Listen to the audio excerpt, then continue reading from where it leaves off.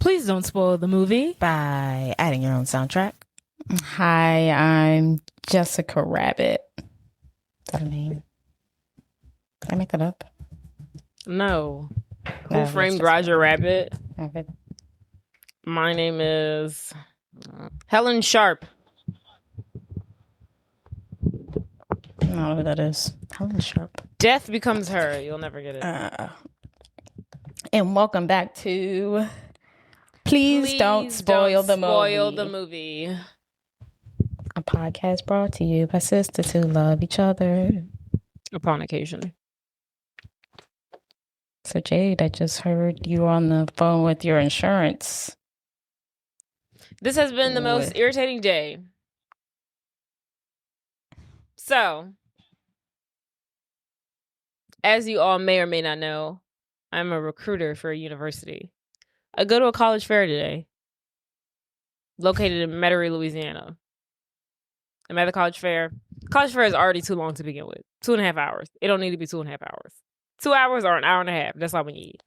They're too long. It's cold as hell in the gym. I'm pissed. I got on a sweater and a cardigan. Why is it so cold up in here? Unacceptable. We finally get to the end of the fair. The fair ends at 12:30. I'm packing up my table. Mr. Harold was with me. You know Mr. Harold. Mr. Harold with me. We doing the fair together. We packing up the table. I'm putting my tablecloth in my suitcase. I'm getting rid of all these materials. The counselor comes up. We know, okay, you're all packed away, but we're gonna have you guys staying in here because we're on lockdown. We shut the school down. Excuse me, what the fuck did you just utter out of your mouth? And I said, huh? I thought she was joking. I thought she was making a joke, like, ha ha ha ha ha. We're keeping you guys in here. And I was like, wait, what? And she was like, yeah, as soon as we open the school back up, I don't know how long it'll be because we're on lockdown, but then we'll let you go and you can enjoy your weekend. I said, what are you talking about? What is going on? She's like, that's all the information I can give you. That's all we know. Hell no. You not about to lock me up in this gym and not tell me why I'm locked up in here and hold me hostage. So then I and another girl, we try to make our way for the door. I was like, I'm not staying here. You're not going to tell me why you're trying to lock me in here. I'm out of here. So me and another girl make our way towards the door and they won't let us leave. Somebody blocking the door. I said, why are we in here? Why can't I leave? It's an ice box in here. I already hate being cold. So then I'm talking to another representative because the vulnerable employees and staff members aren't giving me any information. I can understand you not telling the students. Yeah, don't tell the students nothing. I don't work here. I was here out of courtesy to represent my university. I don't need to be here. And I don't want to be here any longer. Why are you having me locked down up in here? So then I go to one of the other reps who's representing another university. And she was like, oh, well, apparently, like one of the students, a student has like a gun and he pulled it out. I said, I don't have time for this. I said, this is ridiculous. I said, this is crazy. I said, so are the police being contacted? Where's the student? Tackle him down to the ground. This is ridiculous. Not you said y'all need to handle this in an orderly fashion. because this is crazy. If a student has a gun, where are the procedures in place? Jefferson Parish, JPD should already be on the scene. You're funny. The boy should have not seen a school shooting. What I'm saying is they should have protocol for this. You telling me I can't leave, you not telling me why.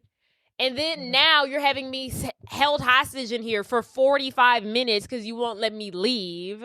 Once the boy pulled out, y'all, first of all, y'all should have police on the scene because I saw him when I pulled up. So where was he this whole time? Because I saw police when I pulled up to the school. Y'all had a metal detector on the school site because I went through it when I went in the building. So clearly y'all not using it because I went through the metal detector. So I was a student able to go through the metal detector and he had a gun on him.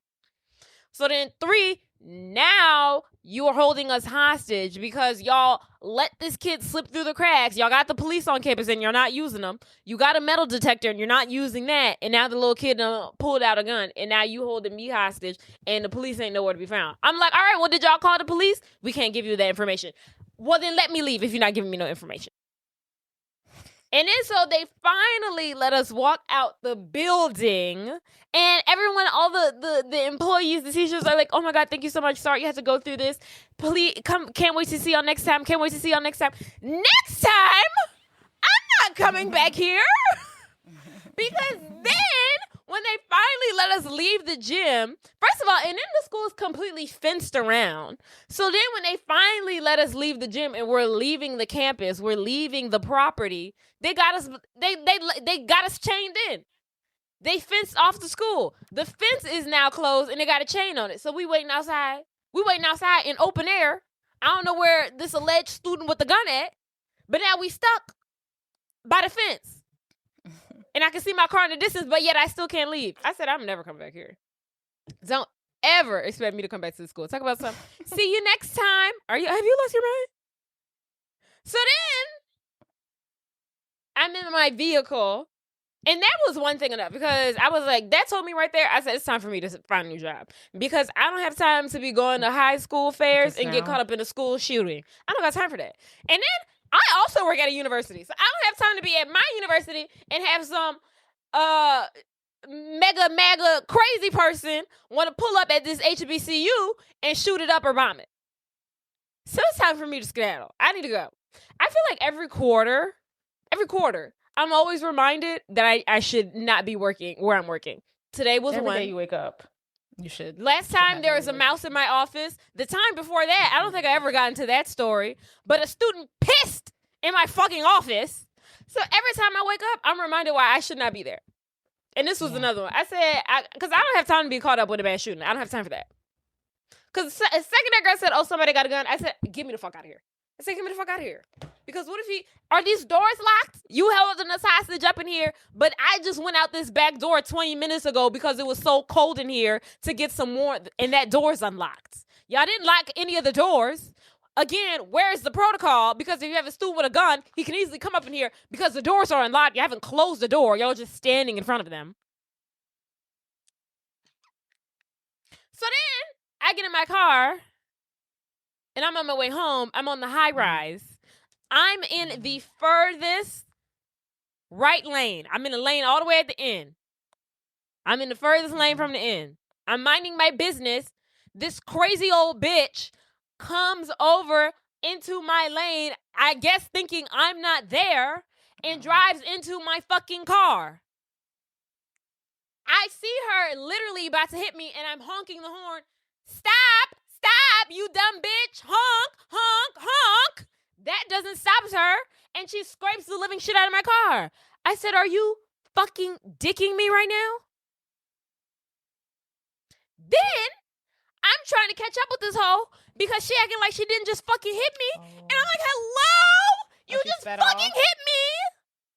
Oh, she sped off? No, we're still in the fucking high rise. We're literally, she rolls her window down. I roll my window down. We're having a whole fucking conversation on the high rise. She said, you hit me. You hit me. I said, are you fucking crazy? Are you crazy? Oh, I sure my lane. Are you of sound mind? I did not hit you, you old hag. You just hit me. And then she's like, I didn't hit you. I didn't hit you. She's waving her hand in my face, dismissing me. And then she speeds off. I said, oh, absolutely not. I said, absolutely not. Oh. So then I start following her. But then the bitch got the nerve to get behind me, so I can't fucking follow her. She's now behind me, so I can't determine where the hell she going. She done somehow hop behind me. So then I'm going like 20 miles per hour, because as soon as you get off, ma'am, I'm getting off right behind you. So then she hurries up and tries to get off of Crowder. I said, bitch, you don't know this is where I live. So then I pull off on Crowder, and she, with her crazy ass, gets out the car and is like, so then I called the police, because I also called the police because I was like, this woman just hit me and she's trying to not pull over, and she's trying to run away. And then so I'm on the phone with the dispatcher, and she's like, well, where are you? I'm like, I'm here. She's like, where did the incident happen? Blah, blah, blah, blah. I was like, did you get her license plate? I said, yes, I have it.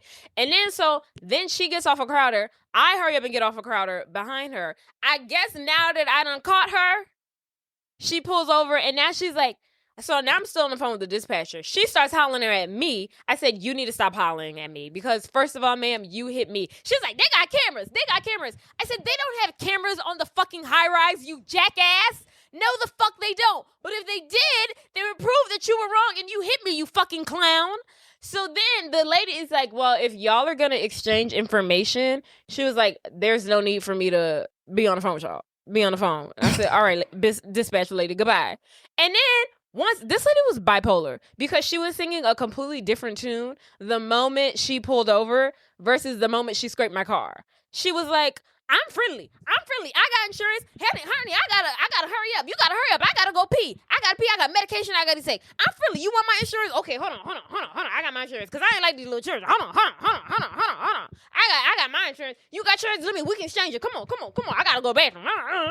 I said, oh my God. I was like, are you of sound mind? Should you even be driving a car? I was like, and I did not have the energy to wait for a fucking cop car and deal with that crazy asshole. I said, I don't have time for this lady. She had fucking... Does she really have insurance? She did. I was shocked. Stunned. And then so I instantly got home. I filed the claim with Progressive and then I called Morris Bart. Because, bitch, we ain't about to do this. You ain't about to sit Not here. Morris Bart. I literally was like, this bitch is about to fucking hit me. And then had the gumption to say I hit her. I said, ma'am, you are 65 years old and you're not in your right brain cells. I did not hit you by any fucking standards. There is no way for me to hit you. I'm in the furthest lane. I can't go anywhere. You drove into me, you dumb clown. What did Morris Bart say? They said, well, it may be a little bit hard because you didn't get a police report. I said, yeah, I didn't get a police report. I wasn't fucking riding around with that bitch. I wasn't doing it. Make it happen, Morris. Morris Bart. How scratched up is your car? I'll send you a video. A very irritating day. I had to deal with this fucking shooting and this fucking crazy lady. Well, I agree that you do need to get a new job. Get back on that. And I'm glad you didn't get hurt in the shooting or in the car accident. Thanks. Anytime. It's quite something. And then nobody was answering the fucking phone. I said, I need one of y'all niggas to pick up the fucking phone. You didn't call me. I'd have answered. You wouldn't have been able to offer much assistance. You don't know. Yeah. I gotta get a camera. I could call everyone else. Scratched up my fucking car. And then it would piss me off because I was recording her once we pulled off. Like pulled to the side. Right. And at one point she said, I might have hit you. And I didn't record her when she said that because I'd have been like, that's all I fucking need. Because I might have hit you. You might have, bitch, you did. Wedding's coming up. That's right. Are you excited to be betrothed? Stressed out about it. Jesus. Like I'm really locked in. Is there anything else left to do? Anything else need to be finalized? Did y'all get a videographer? No, we couldn't afford it. No. Didn't feel like spending that many more money. No? Nope. Jade, the person, we contacted a couple people, never got back to us. And the people who did get back to us, they were like $3,000. We're paying $4,000 for our photographer. We just couldn't wrap our minds. Yeah, we couldn't wrap our minds. Why is she not? She would be a 2-in-1. She does. That would be great. Because I don't know. I feel like everything's better in Houston. Like for Sam's wedding, I don't know how much her deal was, but the photographer also had a videographer, and they just had the whole package.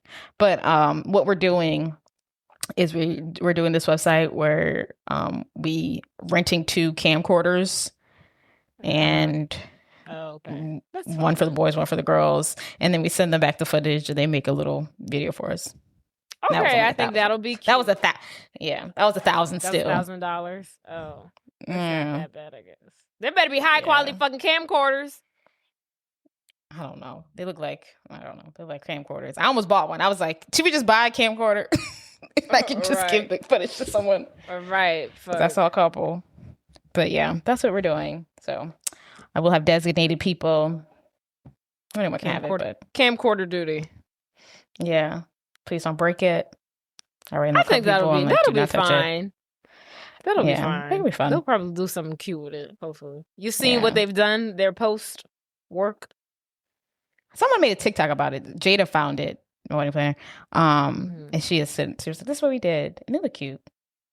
I don't really need much. Just a little video. I was asking. I even asked Leslie. I was like, "How did y'all watch our wedding video?" I'm like, "Is this worth spending all this money?" Right. Yeah, for $3,000. I'm like, $3,000, sir. What? Right. That is steep. For a 5-minute video. Right. Like that.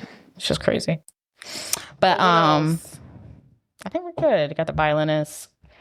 I got some QR code thing to put around the wedding so people can upload some photos to like a website. I'm really excited for the dress rehearsal. Yeah. It's gonna be cute. I'm gonna get drunk. No, I'm on bed.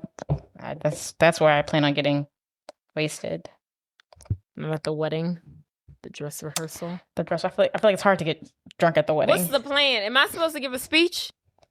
Right, we need to figure that out. I was asking Chancellor that. I was like, "Are we doing speeches?" Yeah, because we need to. I don't have anything written because no one's told me nothing, and I need multiple days in advance to get my best speech writing together. Right, I'll talk to Chancellor tonight about that. I'm like, who are we doing speeches here, and who's doing the speech?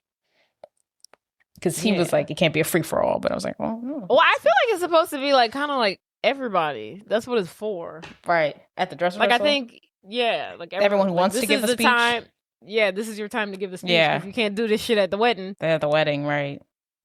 Well, I'm not saying everybody, but the best man, the maid of honor, the father of the bride, mother of the bride, father of the groom, mother of the groom, brother, sister, whatever. Right. I mean, that's still a lot of people, but yeah.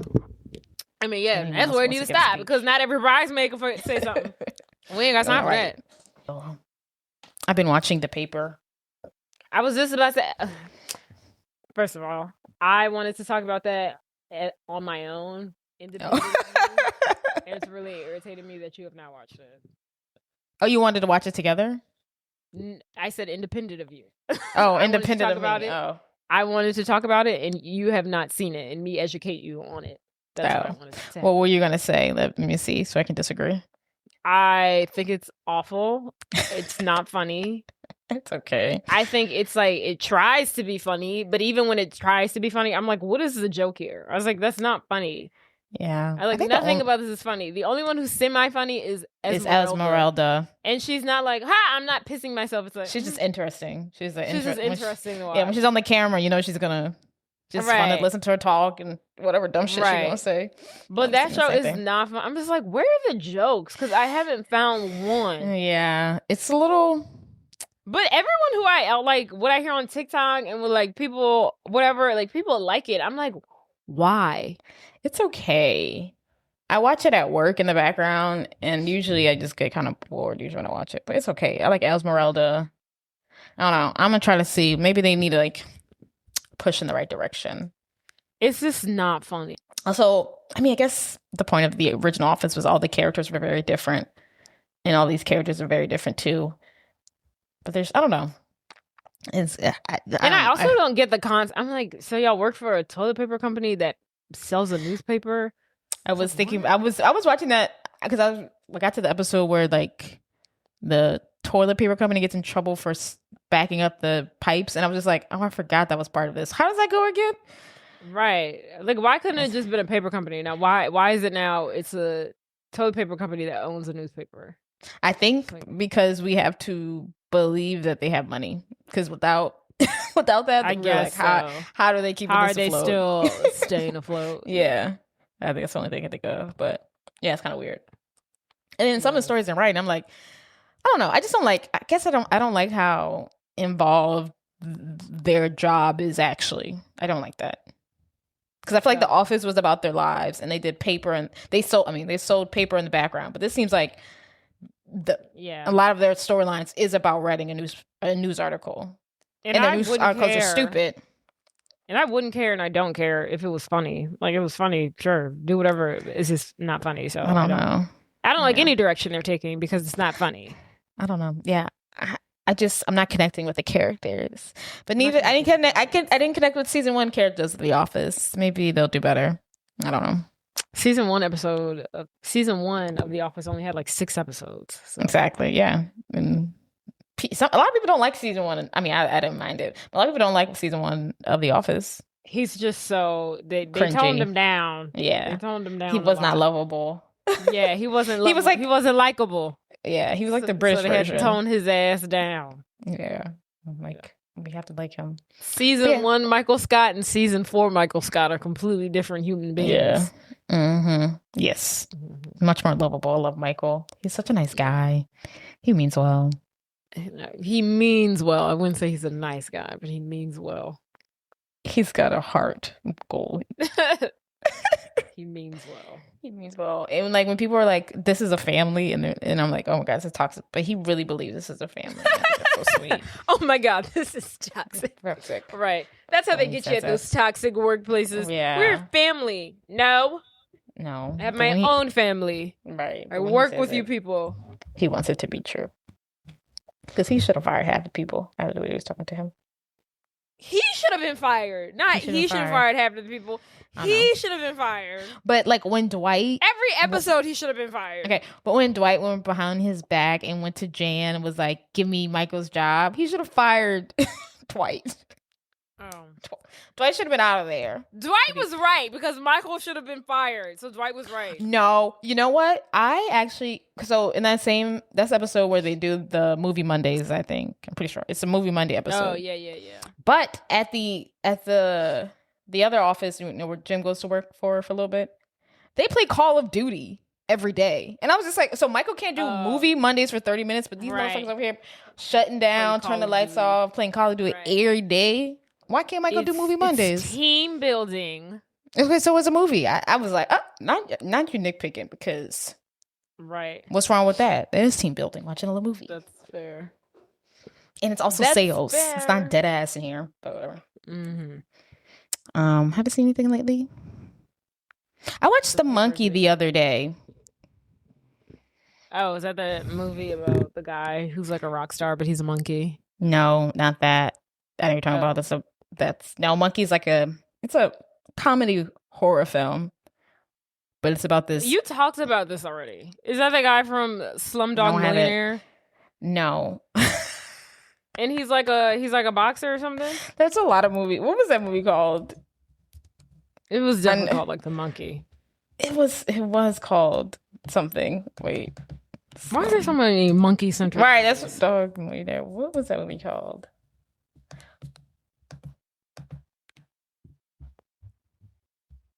What was it called? It was called Monkey Man. This is the. So Monkey. What the fuck is this? What is this? Is the Monkey? It's starring this beautiful white man. What's his name? Theo James. Oh, yeah, Theo James is hot. Beautiful.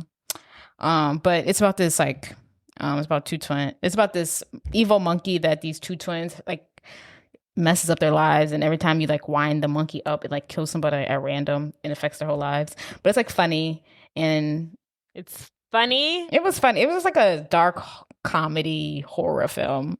It was funny. It was light. Shit. It was gruesome deaths, but it wasn't scary or anything. It never is with you. It wasn't. It was really good. And it was I really enjoyed the storytelling. And I was like, oh, this is better than I thought it was gonna be. I think I've seen this poster. Yeah. I think it's on Hulu I saw this, I saw this poster when we were in Tokyo. Oh. And you know what I thought? I was like, oh yeah, this is definitely some shit they'd like. Because, they like monkeys. But maybe not, because they like zombies. This isn't really zombies. Oh, yeah. But when I saw it, I was like, oh yeah, this is totally Japan's feel. We should have saw a movie in Japanese. Not really. No, we did enough Disney in we Japanese. We didn't have the time. Right, Tokyo Disney in Japanese was enough. It is so crazy. Reagan said, we waiting in the line for this ride to not even know what they gonna say. I said, oh my God. Why did you say that? Because you're so right. I forgot about the aspect. And I never think about people who come to America and they go to Disney and nothing's in nothing's in English. And I never thought about nothing's that. not in English, right? Yeah, Oh, I yeah, didn't think sorry. about that once we got that either. I was like, oh, I didn't even think about this shit not Didn't being even in consider English. it. I was like, oh, Right. everyone's. Are we not the prize here, the Americans? You guys haven't translated this for us? It's crazy. Right. What are you guys doing? Don't y'all know? Right? Don't we know the Americans are Hello. here? It That was honestly so- wasn't that bad. It wasn't. It wasn't. Because I mean, even when it's in English, do you I get really the pay attention gist. that much? Yeah. Right. You get the gist. I think was- the most inconvenient thing about it not being in English was like, I don't know, like the instructions maybe? Like when we did like the Tower of Terror and they were telling that story, I was like, what's the story? Oh, yeah. Right. But also it was because it was very different from the original Tower of Terror. Right. Like all the stories were all the stories? It was like instead of a ghost, it was like a haunted The Tower of Terror was totem. like a, yeah, it was like a haunted relic. artifact or something. It was very different Yeah, from a the haunted regular relic. story. Yeah, she was It's- spooky as fuck. Yeah. It was weird that stuff was slightly different. Or at least that Mhm. one. I don't know if anything else was different. I wonder why they changed that storyline. Specifically. Jazz it up. Right. Because it looked like the mummy. We walked in there, I was like, this is the mummy. And I'm still mad that we couldn't ride the Tangled ride. Is that the ride we couldn't make it? No, is that the ride? Or was it? Yes. There was a few they had out of commission, but the Tangle ride, yes. It was fucking So upset pissed. about that. And I still, do you remember the smell of that beef popcorn? Beef. It was curry. It was I thought curry it smelled- popcorn? Yeah, it was curry flavored. Jake, I I don't. delicious. What? I love curry. No, this. I don't know. I think it was It beef smelled because good. sometimes I would It smell was curry, and then sometimes I would smell beef. there was like a beef like hoagie or something like that, like a hot It was dog. something. Okay, maybe, but there was like, I like the the smell of smells that were so too. strong. I like the smell of No. it too. Those- I like the smell of food. It was killing me. It was thought it killing was me. It was too delicious. strong. I was getting nauseous. I had to cover my nose for a second. I was like, I think I'm gonna throw up. But I was in really not. I was nauseous on the flight. I was nauseous our first couple days there. Not sure why. Mm.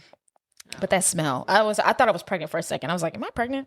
Oh smelled my Calm god! down. I wasn't. I'm not. But I thought I was pregnant for a second because I was like, these smells are really getting to me. Oh my like god! I could throw. Like I felt like nauseous. I was like, I could throw up right Is this now 100% confirmed? from it. Yes. I don't know. No, I don't get my period anymore. So you don't know if you're pregnant or not? Not nauseous anymore. That was just like the first couple days. I haven't been nauseous since. My god! I I'm don't have pregnant. time for this. I don't have time for it either. She's gonna. Yeah, so you need she's to gonna- ensure that you're not pregnant. No, because if I check it, then I can't drink. She have to wait till after Oh. the baby. That is. But yeah. Interesting. that all? Because usually when you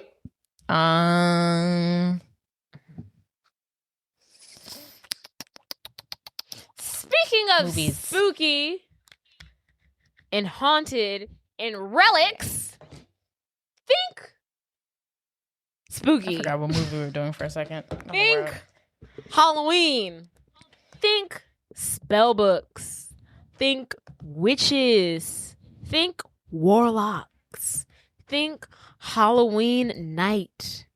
Think alternate universes. Think evil beings. Think good witches. Think Halloween party. Think costumes. Think costumes gone wrong. Think family. Family dynamics. Think Magic. Empires. magic. Think long lineage of witchcraft. Think the most powerful witches in all of witch world. And that brings us to drum roll, please. Halloweentown Town 2. Calabar's Revenge. Calabar's Revenge. You know what? I'm just gonna say right now before we get started, the second one's better than the first one. I ain't gonna hold Whoa. you. I ain't gonna hold you. The second one's better than the first one. This one eats. No. No. This one eats. No. It's so much Not more at all. interesting than the first one. This one eats. No. Eats. When I was watching it, I was like, I was like, I'm not feeling it. Not as I like the beginning, but like once they got to Halloweentown and they started getting to the meat and the potatoes, I started getting aggravated. I was like, too much is going on. Oh, I Like, loved this is it. too much. I think they revealed that he was Calabar's son way too soon. I thought it should have been a reveal instead of like, yeah, that should have been a little bit later. Yeah, I don't know. Should have been could have been more bigger, but That's what I'm saying. It wasn't good. doing it right, and it was moving too fast. I said this only loved takes it. place in not even a day. So this 4 whole movie hours. takes place in the course of 2.5 hours. 4 hours. That was 4 hours. I wouldn't even say 4. I wouldn't. She said I wouldn't even say 4. I think when they get on there, when they go to the wouldn't give it portal, that. 4 hours to midnight. 4 hours. That shit pissed me off. Summary: Grandma, Aggie, and Marnie are back as they return to Halloweentown to stop an evil warlock named Cal from destroying Halloweentown and taking over the mortal world after Cal steals Aggie's spellbook and casts a gray spell over Halloweentown, turning its colorful, magical world into a dull and lifeless place. With the help of her family, Marnie must use her wits and magic to break the spell and stop Cal's revenge. Period. The film is a 2001 fantasy comedy released as a Disney Channel original movie and is the second installment in the Halloweentown series. Yeah. Gnarly. The film was released October 12th, 2001. Wait. Let's see when this episode 2 comes out. years after the original Halloweentown. This episode will come out October 10th. We're close. Oh, cool. I couldn't really find much when I was digging. I guess all the real info went to the first movie. So all I got is the movie's costumes. I thought was cool. Included recycled outfits from Disney's Hocus Pocus, which was seen on actresses at the end of the film. Who? I don't know. While the villain's name is spelled Kalabar, Kalabar. In the film's title, his name is spelled with a C. Kalabar in the first movie's credits, and even in the credits of the second film. But wait, his name is spelled with a K on like the promotions and like the the posters, blah blah blah blah blah. But in the second one, his name's spelled in the second movie, his name's spelled with a K. The posters, Halloweentown, Kalabar with the K's, Revenge, etc. In the first film, however, it was spelled with a C. And even in the ending credits of the second film, it's still spelled with a C. And in fact, check them on that, but that's according to my sources. K is the most menacing word in the alphabet. It's not called Muckduck. Muckduck. That's what it's called. Was that what he says? I think he said D. I think it was D or R. Murder. I think R is the most menacing word because in the he's alphabet. like John Grotti, and they're like Grotti. He's like John Gotti, you idiot. And he was like, why would he change it from Gotti to Grotti? It Winkins it. Oh. And he says, not true. R is one of the most menacing letters in the alphabet. That's why it's called murder, not muckduck. That was the why? And that's how funny the paper. That is why the paper is falling flat. Because why the fuck can't y'all come up with the original? Yeah, y'all not trying hard enough. Because that shit was funny as fuck. Like that was pulled out of the greatness of someone's ass. Because that was amazing. Who thinks that it's not? That's why it's not called Muck Duck. Who thought that? Write that down. That's why it's called murder, not Muck Duck. But a K is more menacing than a C. I would have to say. That's why they call it kill and not Call. Oh, kill. No, I'm adding an A. It would be the same. Kick. Words are hard. I can't read. So Daniel Counts, who plays Cal, he was, a new cast member on the scene. So he said he was really nervous and excited about the potential of being in the sequel, and he said he had gotten the role by the 4th audition, and it was supposed to be a total of like 5 or something. Okay. So that's fun. And then also, obviously, the actress who played Marnie and the actor who played Cal, they reunited a couple of years ago on social media, and then they got engaged in real life. Wait, in 2022. Or bitch, are you for real? No, I didn't know they reconnected. I thought they were like always dating. I didn't know they reconnected and then got engaged. No. I didn't. Oh, that is so cute. Yeah, they got engaged in 2022 and we're married in April 2024.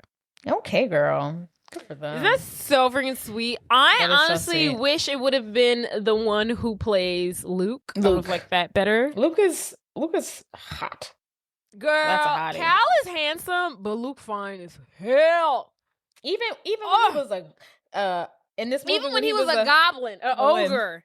Goblin. Yeah. You had In the first one, in the first one, he's not cute as an ogre. Yeah, he's just like a handsome little boy, like adorable. But in like this one, even when he an ogre, that nigga fine. You ever seen those videos and they're like, God bless the girl who got to like bounce on it in like 1994. Yeah, God bless the bitch who got to bounce on it in 2001. Hello. Maybe they had a fling. I would hope so. She would want to. Shit. Because ain't no way that man. Oh, beautiful. Right? Girl, if I was her, I'd have been torn. I'd have been like, ooh, who I want to date, Cal or Luke? Sign me up for Luke. Just to mention, I've seen Halloweentown High. Meh. I've never seen Return to Halloweentown. Did you ever watch You've never watched it? I don't think so. Well, I think you should I think when I solidarity. You think it was good? No, of course not. Now, let me tell you. Because she's supposed to be Sophie. No, she's supposed to be Marnie. Okay, no. Yes. Yes. That's why I didn't watch it. Exactly. And you should. However, if they would have kept her, they would have kept the original Marnie, Kimberly J. Brown, in there. And Aggie, I don't remember if she's in it or she's literally in it for like 1 second. I can't remember. They don't use either of them in the movie. Right. If they would have kept Kimberly J. Brown and actually put fucking Aggie in the movie would have been great. It would have been a great fucking movie. Because it's her going to fucking Halloweentown College. Oh. It's her just going to college in Halloweentown. It would have been so fucking good if they would have kept the original and they would have kept Aggie. And if they would have made the love interest, I think they should have recycled Luke and brought him back. Because the love interest is like some random guy. No, that motherfucking High School Musical. I see him right now. That's okay. Yeah, the guy. Yeah. Oh, because he's actually because he's in the third one. That's why he's in. Yeah. But still, I just don't. The love interest. I can't unsee him as a gay man. Yeah, we all know. He's a gay man. Yeah, exactly. So he shouldn't have been. He shouldn't have been the love interest. It should have been Luke, because her in the previous film, Marnie in Halloweentown 3. The guy who's the love interest in the fourth one, Lucas Grave, I don't think that's his name. Lucas somebody. That's his real name. He wasn't her love interest in the third one. He was just like there. He was just like in it. Right. So now he becomes the love interest in the first. No, there's no history here. But give me Luke. Luke's right there. Right. He lives in Halloweentown. Y'all open up the college to people who are non-witches and warlocks now. He could have been the love interest. And y'all should have kept Marnie. Why the fuck y'all didn't pick her? Right. I don't understand. What was the point of recasting her? In the last film. Who asked for you to do that? Right. And if anything, I think the last film should have been Sophie's Rise, because clearly she's the powerful witch. No, and that's the thing. I know she quit. I know she stopped acting. I know that. I saw that. But that would have been her. If they was going to recast anyone, it should have been Sophie, and they should have made her the queen head witch of them all, because she's got natural talent. But this is where they messed up, because if they'd have kept it right, if they'd have kept Kimberly J. Brown in the fourth film, and that could have concluded her story, and then we could have waited 2, 3, however many years, and then we could have reconnected, we could have rebooted this shit with Sophie. But y'all didn't want to do shit right. I always want more Sophie. The fact that she didn't get a chance to go to Halloweentown pissed me the fuck off. is the fucking supreme. She saved the last film. She would have never forgot what the time travel spell was or anything. She wouldn't have. She true to this. She's true to this. She's like, you don't remember it, Marty? It's cool. I wrote the shit fucking down because I'm fucking prepared. They're holding hands. She's doing all the work. Sophie's the one pulling the rank. No, because once we'll talk about it later. But yeah, that's how they should have did it. They should have finished it out with Kimberly J. Brown. They could have had an excellent movie. Her in college. Who could have been a love interest? Aggie should have been fucking in the fucking film, teaching a fucking class at the damn college. Yeah. And we could have ended it right. And then we could have rebooted the shit with Sophie as the real supreme reigning queen that she is. I saw. They don't want to fucking do shit right. I saw a headline that Disney Channel was trying to slowly stop, like get off the markets. I don't know. I just read I think I was on the go, so I didn't like click on it, but I don't know. I don't know if that was conjecture or not. I actually don't know what conjecture means either, but I don't know if that was true or not. I don't understand. They want to stop what? Like Disney Channel, but I could be wrong. Oh no, they can't do that. What will the kids have? Do they have anything now? I don't know. Are they even watching? I could be lying.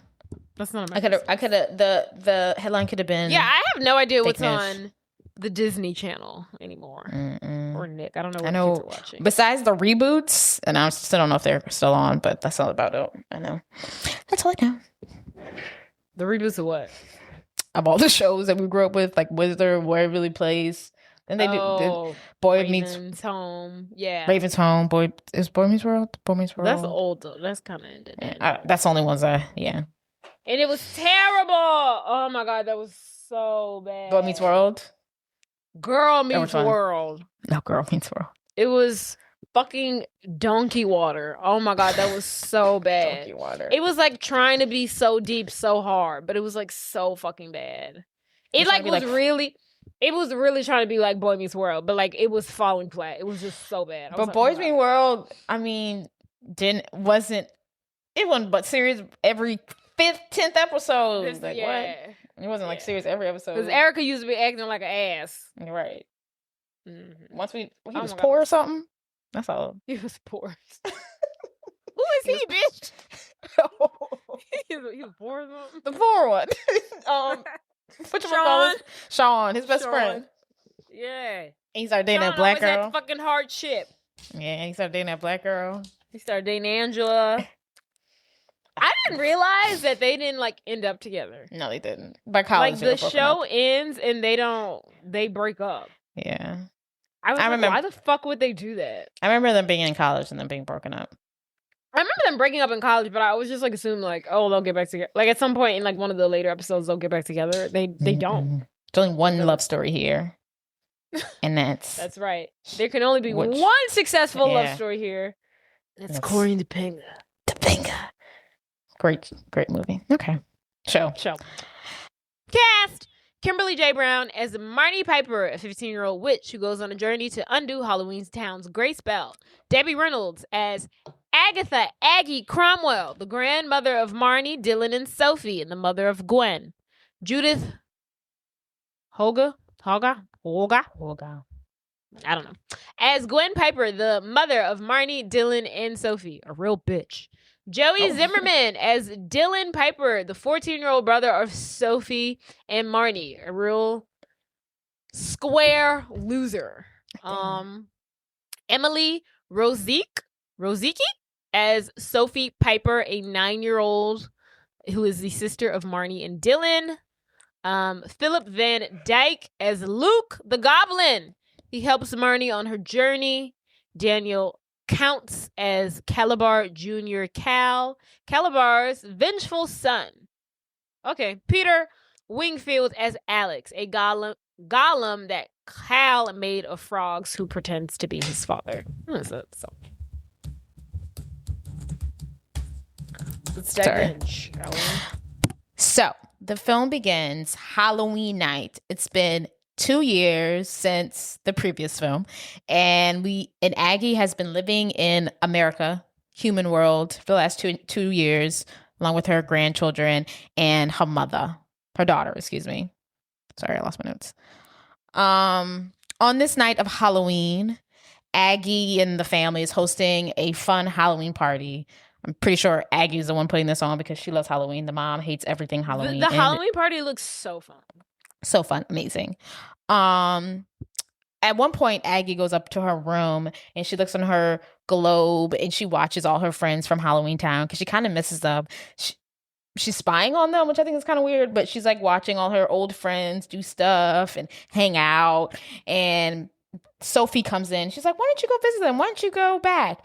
And she's like, "Well, if I go back, it's gonna make it harder, and I'm gonna be the time. There's a time difference, and what is it? Yeah, she's like staying there, like going there for just a few hours will be even harder than just not going at all. Yeah, but she really wants to go back. Sophie is hanging out with her grandmother, and she's like, I have to fart." No, I'm just kidding. I'm fucking weak. She's like, "No, I have a really bad feeling." And she's like, "What? What's going on?" Let's point. That's what I wanted to point out. Okay, Uh-huh. so also Halloween night. This is the only time where they can like move freely through the two worlds, Halloweentown and the mortal world. Like this is the only time they could actually like for political reasons. You want to go to you want to go to Halloweentown? Let's go. Let's go. The portal's open on Halloweentown. Halloween nights. And then so they're in, Sophie and Aggie are in Aggie's room. And Sophie's like, out of nowhere, she's just like, something feels off. I'm not feeling vibes it. Are off. She's like, my vibes are off. Does Aggie sense this yet? No. Does Marnie sense it? No. The fucking cow fucking popped his whole fucking head and scalp through her fucking wall.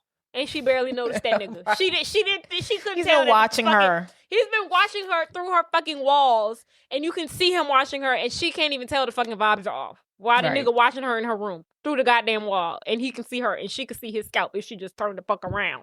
His scalp. And she still don't know. His face. You say you would say the scalp. If you turn around, you see his scalp. It lands better. Okay. And she still can't tell the vibes are off, but Sophie don't even see him, and she's like, something ain't right. The Supreme. So yeah, she is a Supreme. And Aggie and Sophie go back downstairs to the Halloween party. And they go on the hunt. She's like, well, let's go peek around. Cause Sophie's like, something bad is coming. She's like, I don't know what it is, but something bad coming. Something up in here. The energy's off. Let's go peek around. So Marnie's she's put on her witch costume. She heads downstairs. She got a little witch hat on, and she's chilling. She's waiting for her crush Cal to show up. Cal spelled Kal. She's not waiting for that nigga. She don't know him.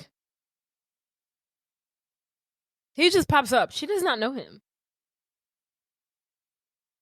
No. When he walks into the home, that's his first time. That's their first time meeting.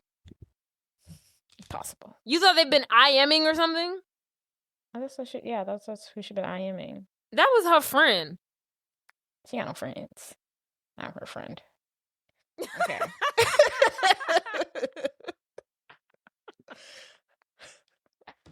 Doesn't matter if she knew him before, if she knew him now. She doesn't know him that well. Anywho, his name is Cal. She sees him, maybe for the first time, maybe down the street before. And she's immediately got a crush on him. He's handsome. He's wearing a what do you call it? A fucking leather trench coat. A trench coat at the age of 15. It's crazy. It was a bit much. It was a bit much. So he shows up there with his father. His father is a goof, but a very nice guy. So Cal's British. He's British. Never trust the Brits. So Cal's talking to Marnie, and the dad goes to talk to Gwen, which is the mom. For whatever reason, do you know why she was like, "Let's go look at my room"? I don't know. I think he asked her to. I don't know how they get upstairs. So maybe so. So somehow they end up upstairs in Marnie's room, and while they're in Marnie's room, he's like, "Wow, this doesn't look like your kind of room." And she's like, "What do you mean?" He's like, "I don't know. You're so like, I don't know, eccentric and different. I just thought your room would reflect that." And Marnie was like, "Well, I can show you a cool room. Let me show you my grandmother's room." So her grandmother's room is a secret room that comes out with a spell, and she just like snaps her finger and it comes out. So Marnie snaps her finger, and they turn back into the hallway, and they see Aggie's room, which looks like a door in the movie The Hobbit or something. So they go in, and they're like, "This is my grandma's room. Look how eccentric and cool that she is." Oh, Jade. Okay, hold on. So I'm I have the movie on in the background, and they just said Cal's name in the description. His name is spelled Cal. Ah, see that? See that? Mhm. See that shit? There's continuity issues here. But anyway, so they go into Aggie's room. They're looking around, and Marnie's like trying to play off Aggie's room as like a historian's room, and it's like, yeah, all these are like, she's got all these cool stuff, but it's not, none of it's real, and she's just into this kind of history, like witchy history. She's like into this stuff, like it's old stuff, you know, like none of it's like real. Right. And he's like, oh, so are you into this stuff? And she's like, I mean, yeah, kind of. She's like, but you know, it's like a make believe. And then he gets his eyes on Aggie's spell book that is like this large leather bound book. It's huge. It has like hundreds of thousands of spells in it. And he's like, oh my God, what's this? And Marty's like, you can't touch that. Yeah, don't touch that. He's like, oh, well, I just kind of like want to look at it. She's like, yeah, but we really shouldn't even like be in here because like this is my grandmother's like private room and she's really private about her stuff. So we really probably should go. She should go. And he's like, okay, like, do you want to get some ice cream or something? And she's like, yeah. So they exit the room. Well, hold on. Well, she turns around. Marnie heads out first. Oh, okay, yeah, sorry, yeah. You're right. Marnie heads out first. And what she doesn't know is this nigga somehow is able to take this 50-pound book that's leather bound and weighs like 1,000 pounds. He shrinks it into like a small handheld notepad. iPhone. Something. And he shrinks it down into like, it fits in the palm of his hand and then he puts it in his pocket. There's fuckery afoot. Then he goes out. They go head back. He steals the book. They go back downstairs. They're chit-chatting. I think at one point Kyle asks her, like, there's a school dance later, costume party. You want to go with me? She says yes, love to. And he's like, I'll pick you up in an hour. I'll pick you up in an hour. I gotta head home. My dad will stay here and hang out with your mom. So he exits. He goes outside. He goes to the bus stop where. But before he leaves. Okay. He's like, yeah. She's like, yeah, I'll go to the dance with you. Before he leaves, he turns around, pulls a rose somewhere out of his fucking ass, and hands her a rose, a single rose, and says something like, I really enjoyed meeting you or some shit. I don't know. I feel like maybe I'm paranoid, but I feel like if I had a trauma of a man trying to kill, maybe, I don't know. Maybe the rose wasn't that big of a deal. Because I'd be like, why is this nigga giving me a rose? Never mind. I'm being dramatic. Perhaps. So, he gives her a rose and then he walks out of the home. He makes his way like down to the street. And then once he's outside and like no one's like there or no one's around, this nigga casts like a spell and opens up some sort of portal. Magic electricity thing opens up and he walks through it. Meanwhile, back in the party, Aggie's trying to do her, her yearly rigmarole Halloween showboat, and she brings out her big purse. And in the last one we saw, and in this one, that her bag is endless. It's never ending. She's always grabbing at stuff. So she's got a crowd of kids around her. She's pulling out stuff. She gives this kid, and then she goes to reach, and she touches the bottom, and she's like, well, Sophie touches the bottom. Oh yeah, Sophie touches the bottom. She's like, well, there's nothing in here, grandmother. She's like, what? That's never happened before. She's like, of course there's something in there. It's kiddo. Magic. And she's like, no, even with magic, this shit is empty. And Aggie looks in there and she's like, oh. Red it is alarms. Empty.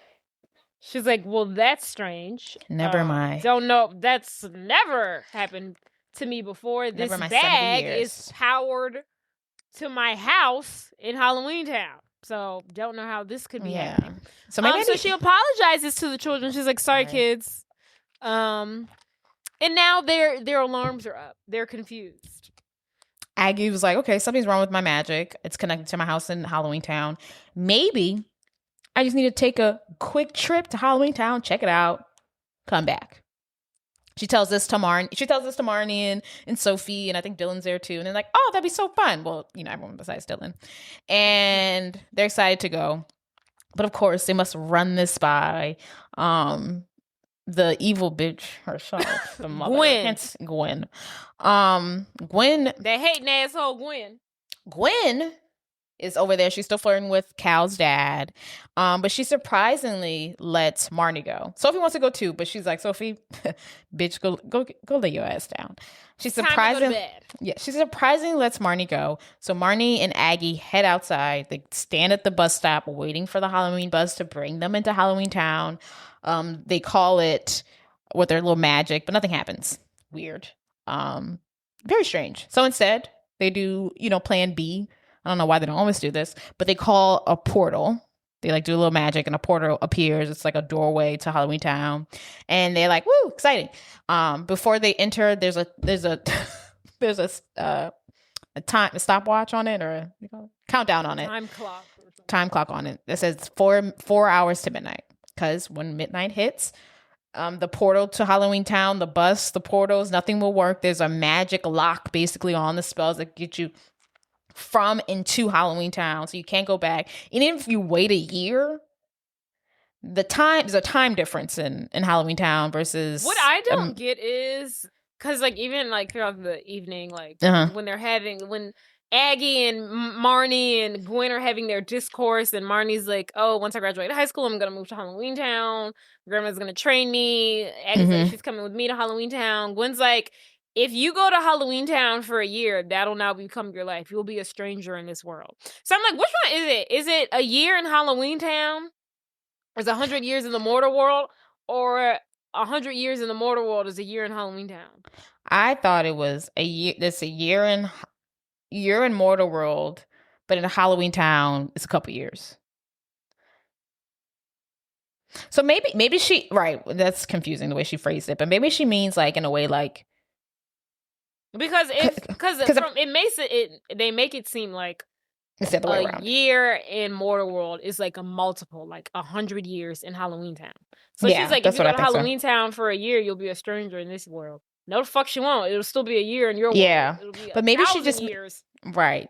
Maybe she means I'm in Halloweentown. I've been here 5-10 years. I'm a grown ass adult, and I come back to mortal world, and my mama trying to tell me what to do. I'm a lawyer now. I'm a lawyer in Halloweentown. I'm a grown ass adult. What are you talking about? I've lived a life. I've been married and divorced. I've had 8 boyfriends in the last 10 years, and I come back here, and it's just maybe she just means as an adjustment, or maybe she just means once you go there, your mindset's going to adjust, and it could have been a minute here, and it's just going to be completely different. But I understand what you're saying, because it does not make sense how she phrased that. But anywho, so they go through the portal, 4 hours left. If they don't make it back in 4 hours, they're stuck in Halloweentown until next Halloween, which I don't even know how many years that is in Halloweentown numbers, but it's a year in mortal world. So yeah, when the portal closed at the end, spoiler, when the portal closed at the end, she was like, and Aggie's just like, well, I guess we'll just have to wait the year. She's like, a year? She's like, that'll feel like 100 years if we wait here. So she's being dramatic, but yeah, hopefully not 100 years. Cause no, they keep on saying 100. That's how old is it? How is Agatha? That bitch gotta be 600 years old. That bitch got to be 20,000 years old. That'd be wild. Maybe so. She should be a better witch, but I'll bring that up later. So they, with so much joy and glee, go across the portal to Halloweentown. Agatha hasn't been there in 2 mortal years, 1,000 Halloweentown years. They pop in, and immediately they're confused. Everything's gray. The people are gray. The color is gray. The vibes are gray. The pumpkin's gray. The jack-o'-lantern is not even there. It's a stone wall. Right. The jack-o'-lantern, in the last movie that we learned, that if the light in the jack-o'-lantern goes out, then the light of Halloweentown dies, or where the fuck. So that's... I also want to point out, I don't like how the set is not the same set from the first one. The jack-o'-lantern's not the same. It's not the same town square that they used in the first one. Which it's been 1,000 years, and sometimes we have to do construction. No. She said no. You don't. I don't like it at all. So yes. Be consistent. So yeah, they're in Halloweentown. They discover the whole town is turned in a black and white. The people have turned into boring humans. Instead of wearing bright colors and being fun and doing fun things, they're talking about look at my loafers. They're so fun. I must go to my job. I'm an accountant now. It's a sad, sad place. It reminds them of the mortal world, some would say. So while they're there, they run into Marnie's old goblin friend, Luke, who is also gray, but also very handsome. He's fine as fuck. He looks great. Marnie goes up to him and she's like, hey, don't I know you? And he's like, duh. And she's like, Luke? And he's like, yeah. And she's like, you look almost like the way you looked when I last saw you, when Kalabar turned you into a human. And he's like, whatever. And she's like, why the fuck do you not look like a goblin right now? Why are you all gray? And he's like, everybody's doing it. She's like, oh my God. She's like, I can't get anywhere with this fucking idiot. And then he tries to walk off. She's like, stay here. Don't move. Stop moving. So Aggie and Marnie reconvene and they're like, what's going on? Like, what is this?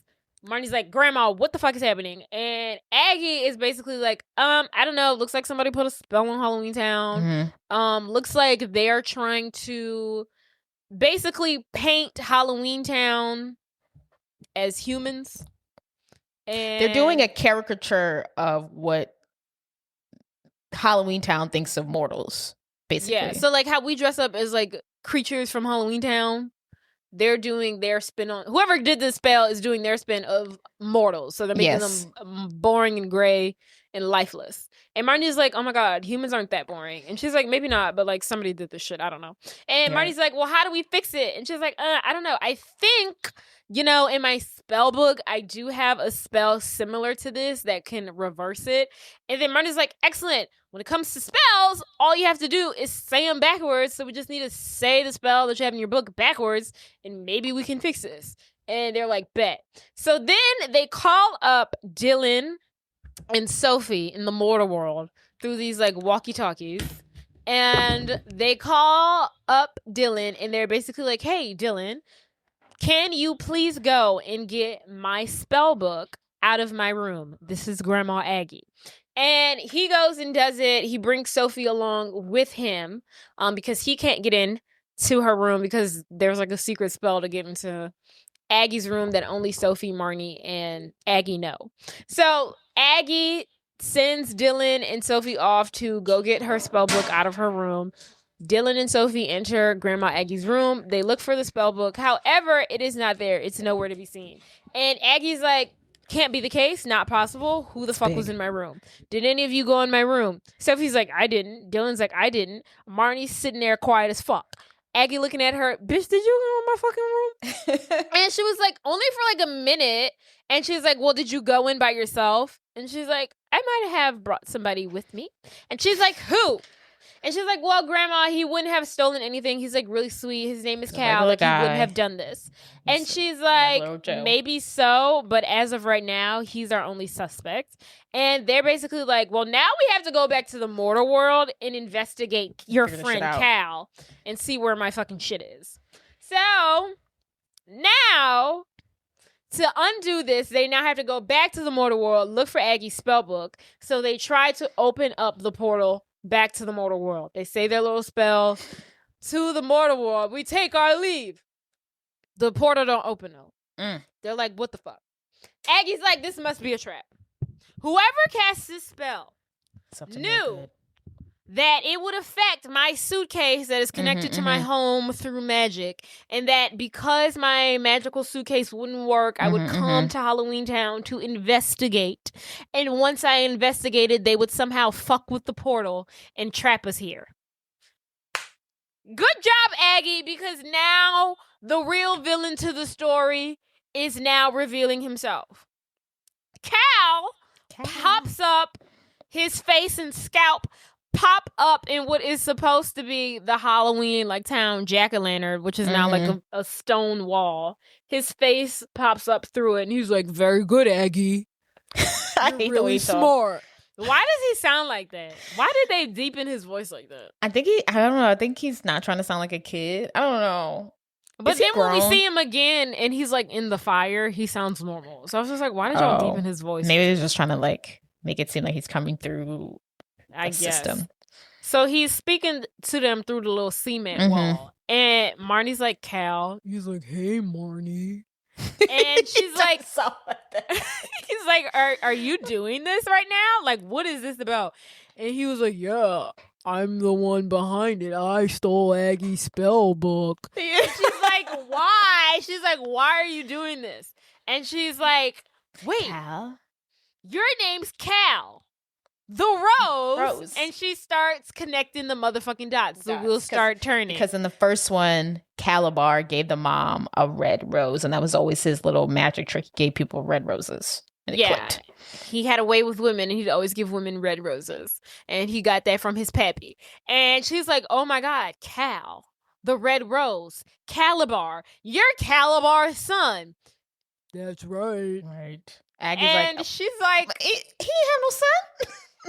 He didn't want anybody to know he had a son. Me and Dad didn't always see eye to eye, but he was the only one standing in the way of the Cromwell's total domination. You so dislike him. And Aggie's like, pish fucking posh. The Cromwells would never like dominate. We dominate no one. Right. Then why did you let the humans take over the mortal world and we were cast into another universe like criminals in shadows? And then Aggie's like, look, we voted on it years ago. Right, we voted on it. This is what the people wanted. We wanted our own world so they could do whatever the fuck they wanted to do in the mortal world. And we could all live peacefully in harmony in our own worlds. And then he's like, well, the revenge is happening. Fuck you guys. Right. He's like, well, fuck all that because my daddy dead. Right. And y'all destroyed him and now I'm getting my revenge. Right. And then he keeps hinting at the fact that I hope you can make it back into the mortal world at midnight because I have a great party going on in the day. And even your mom's going to the party because earlier Cal's dad asked Gwen to this Halloween party. She says she's going to go. But he keeps hinting at he's got some mischievous plan. But after all this, he's like, but then he's like, whenever you're ready, like, stop doing what your mama tells you. I can show you things that Agatha Cromwell couldn't even imagine. He really wants to recruit her. All you have to say is the word. And she's like, I'm not interested in your type of magic. Also, I love how she's like trying to catching up with his plan. And she's like, oh, so you just showed me. Like, you wanted to see, all your shit was a lie. Your so-called daddy, you wanting to go and, like, see Aggie's room. And he's like, I could have gotten the spell book on my own. Oh, right. But I wanted you to take me because I know you wanted this dick, girl. So I wanted you to show me that room. Like, he was just like, I just wanted you to like me. And like, that was actually kind of cruel. Like, damn. He's like, I wanted it. Cause I knew you wanted me, so I wanted you to show me that room. Because I knew I could pull your ass, bitch. Like, I wanted you to know this was your fault. I was gonna get it no matter what, but I wanted you to because you think I'm so fine. Right. So after hearing all this, Marnie's concerned. Aggie, not. She's like, she's cool as a fucking cucumber. She's like, oh, wow. Marnie not really tripping that much neither. I'm like, this was like dire times. Aggie is she high right now? Like, I was just has she been through so Aggie much? Be like worse Quaaludes or something. Yeah, she's like okay. She's like okay. I feel like she's like, oh, this is why I leave. This is shit I live for. I don't know. So at this point, Aggie's just like, you know what? I have a. Oh no, she's like, let's go back to my house. I have a second spell book. I have a copy. Well, she doesn't say that yet. Because she's afraid that Luke is always listening on them. So she doesn't say that just yet. Cal. But she's like, let's go back to my house and let's Cal, yeah. Let's reconvene. So they call a taxi. It's Benny the taxi man. In the first one, he was skull and bones and he was like mean to them because he had like the little evil spell on him. That man's always got a spell on him. But this version of Benny is just a regular taxi guy who moves slow as fuck. But and he has flesh. In his flesh. So Marnie, Aggie, and Luke, who's being dragged along for the ride, they head back to Aggie's home. And on the outside, it looks bright. Like, it looks like the gray spell hasn't got to their home yet. It also pissed me off that her house is not the same house from the first one. It wasn't the same house. I don't remember. I'll give you that. But they arrive to Aggie's house. It is still bright, so there's some hope in there. But they open the door, and it's gray as fuck. concerning. So when they get in there, Aggie reveals like, I had a feeling that Cal has been watching us the whole time, and everything we do, he's always watching, and he has been always watching. So I think she said like in her house she has like a protection spell over it. Hopefully he can't hear, but she mentions that she has a copy of her spell book. She had it this whole time, so we just have to find that. We find the gray spell, reverse it, and we'd be good as gold. So they begin the search. Luke stands up to the side and worries about khakis and the books and the financials as mortals do. And they look, and Aggie, this is the first time I see Aggie defeated, but she's like, the book isn't here. Marnie's like searching everywhere up and down for this book, and you can tell that she's in despair. Marnie's like, Marnie starts talking. She's like, okay, so they can't find the book. Mm-hmm. They're looking all over. They're tearing the house upside down. They can't find a book. Aggie's getting discouraged, and she's like, "It's not here. It's gone. I don't know where it is." And Marnie's like, "There must be something we can do. There must be something that can get us out of this trap. A trap. A solution, another spell, a something." When Marnie says this, A trap. Luke, yeah, she says a trap. Something. There's something. When Marnie says this, Luke goes poof back into his goblin-looking self. He's no longer gray. He's not as fine. Still kind of fine for a goblin. It's not bad, but he's not human fine no more. His hair is back to normal. He's got color. His goblin nose, his goblin ears are all there. His outfit, I really enjoy. Like his outfit is like, it's pretty fresh. Yeah, it's pretty fire. Pretty fire. It's pretty fire. It goes off. Yes. And they're like, "Oh my goodness, what just happened? How did he turn back to normal?" And Aggie and Marnie are like, "What the fuck?" And they're like, "Well, maybe like the spell wore off. Like it must not last forever. It's temporary. Like it's a stupid thought." And so now they're like, what pisses me off about this. So Aggie's like, "Oh, I kind of remember this spell from my book. It's called like the Gray Spell. Do you not remember any of your spells? Are you?" My whole thing is, she's like, "Oh yeah, I have a spell like similar to this in my book, but I can't remember it." Bitch, it's one word. You could remember that shit, right? That part. That's the thing that pissed me off. I was like, "You mean to tell me this whole solution to this spell is one word?" And I just don't understand. Like, you're only as good as your spell book. So I just feel like you should memorize your spell book by now. You've been alive for 10,000s of years. Yeah, thousands of years. You don't remember your spell book? That pissed me off. You're supposed to be like the most powerful witch out there. Come on, right? And you can do a workaround. It's ridiculous. Unacceptable conditions. But luckily, by mistake, Marnie has turned Luke from a gray man back to his goblin, semi-sexy self. But things are looking up. Things are looking up. They also realize, okay, the spell book is lost, which puts off a light bulb in Aggie's head. She's like, "Oh, it's lost. This is great. This is great." And Marnie's like, "Wait, why is this great?" Because that means the spell book went to where all lost things go, which is Groot. She's like, "If it's lost, I know exactly where it is." And Marnie's like, "Can you help me out here? I'm not following." So when things get lost, that missing sock, that last piece to the puzzle of the jigsaw puzzle, it all goes to one man's house. Gort, who's like a garbage collector. I don't know. He's like a gremlin. When I think of Halloweentown, I think of that scene where they melt that ghost, and I think of Gort. Melt that ghost? Remember they met that ghost? They need ghost sweat.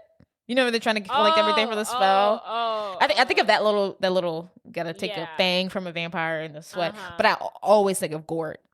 I don't know, like the thought of him stresses me out. Like the thought, like everything. Yeah, it's a lot. Yeah. But I always think of Gort.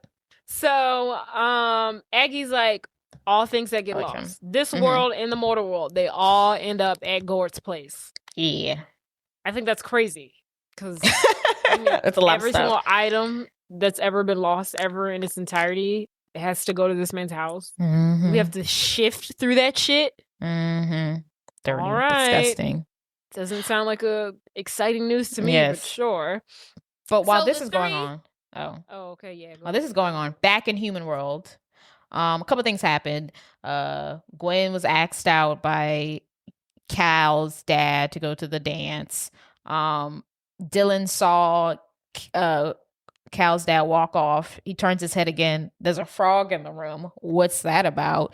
And then at this point, Dylan and Sophie have heard back from Maggie and Marnie, and they have relayed the message to them that some shit is afoot. Cal is trying to kill them, and the gray spell and all this. So they go to their mom and they try to explain everything. And the mom's like, the grandmother's so dramatic. Just because the spell is, just because our magic isn't working doesn't mean that there's some evil being going around and messing with things and blah, blah, blah.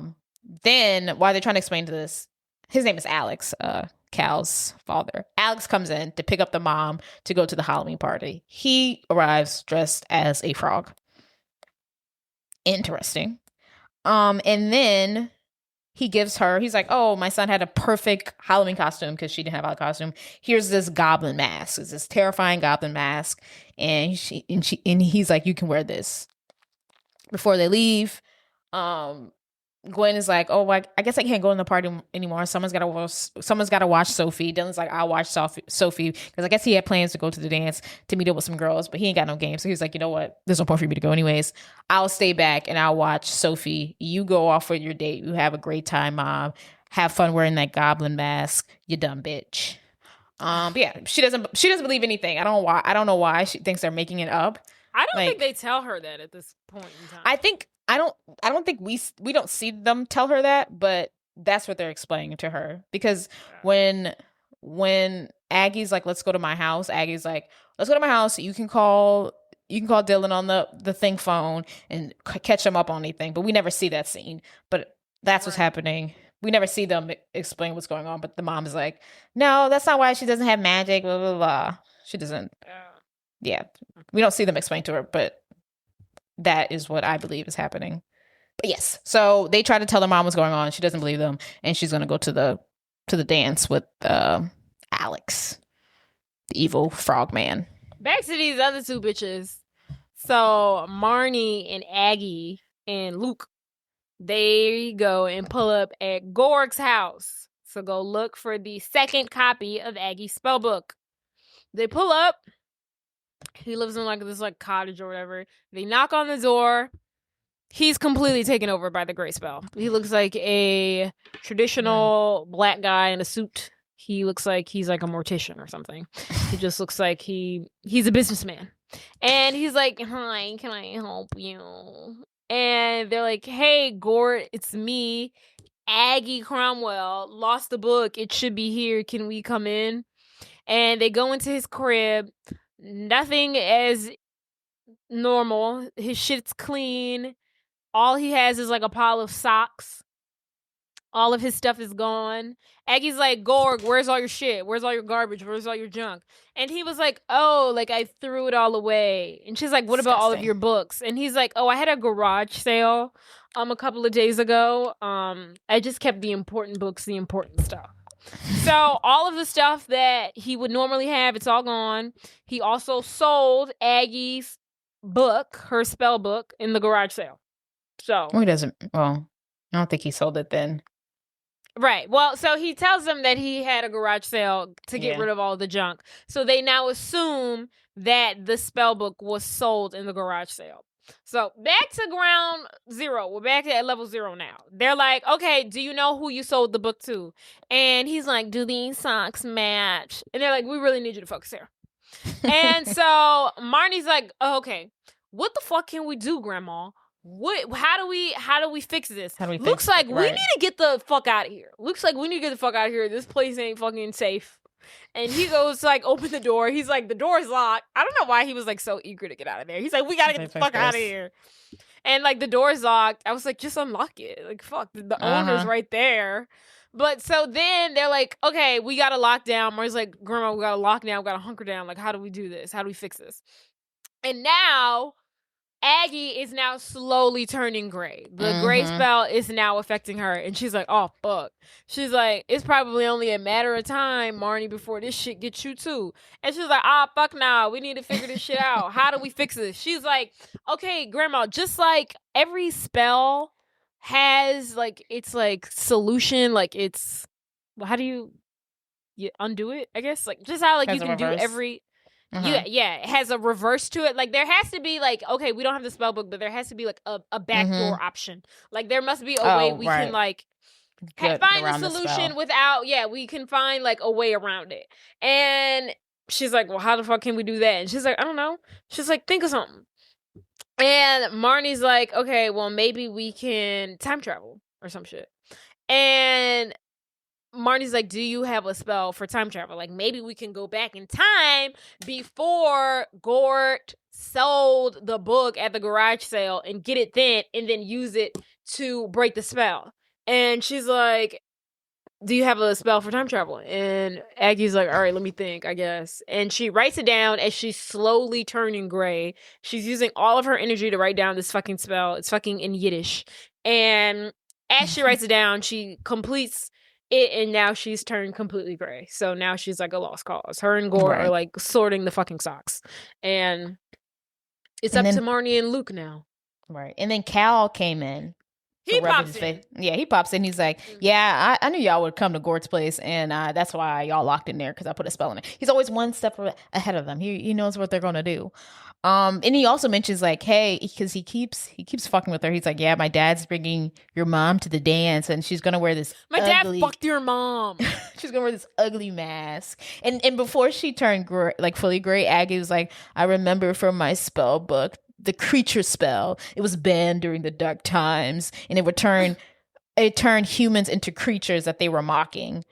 And we basically figure out that Cal is turning Cal is turning creatures into humans and humans into creatures. He said, "Fuck everybody." That's what he's gonna do. Yeah, that's what he's been doing. Turn every human in the mortal world into the creature that they're wearing for Halloween. Yeah, that's why Alex gave Marnie's mom this hideous Halloween mask, because he's gonna turn Marnie's mom into a hideous creature. And Marnie's like, "You better leave my mama the fuck alone." He's like, "Nah, bitch. But I still want to fuck you, though." Oh, my goodness. I still want to fuck you, though.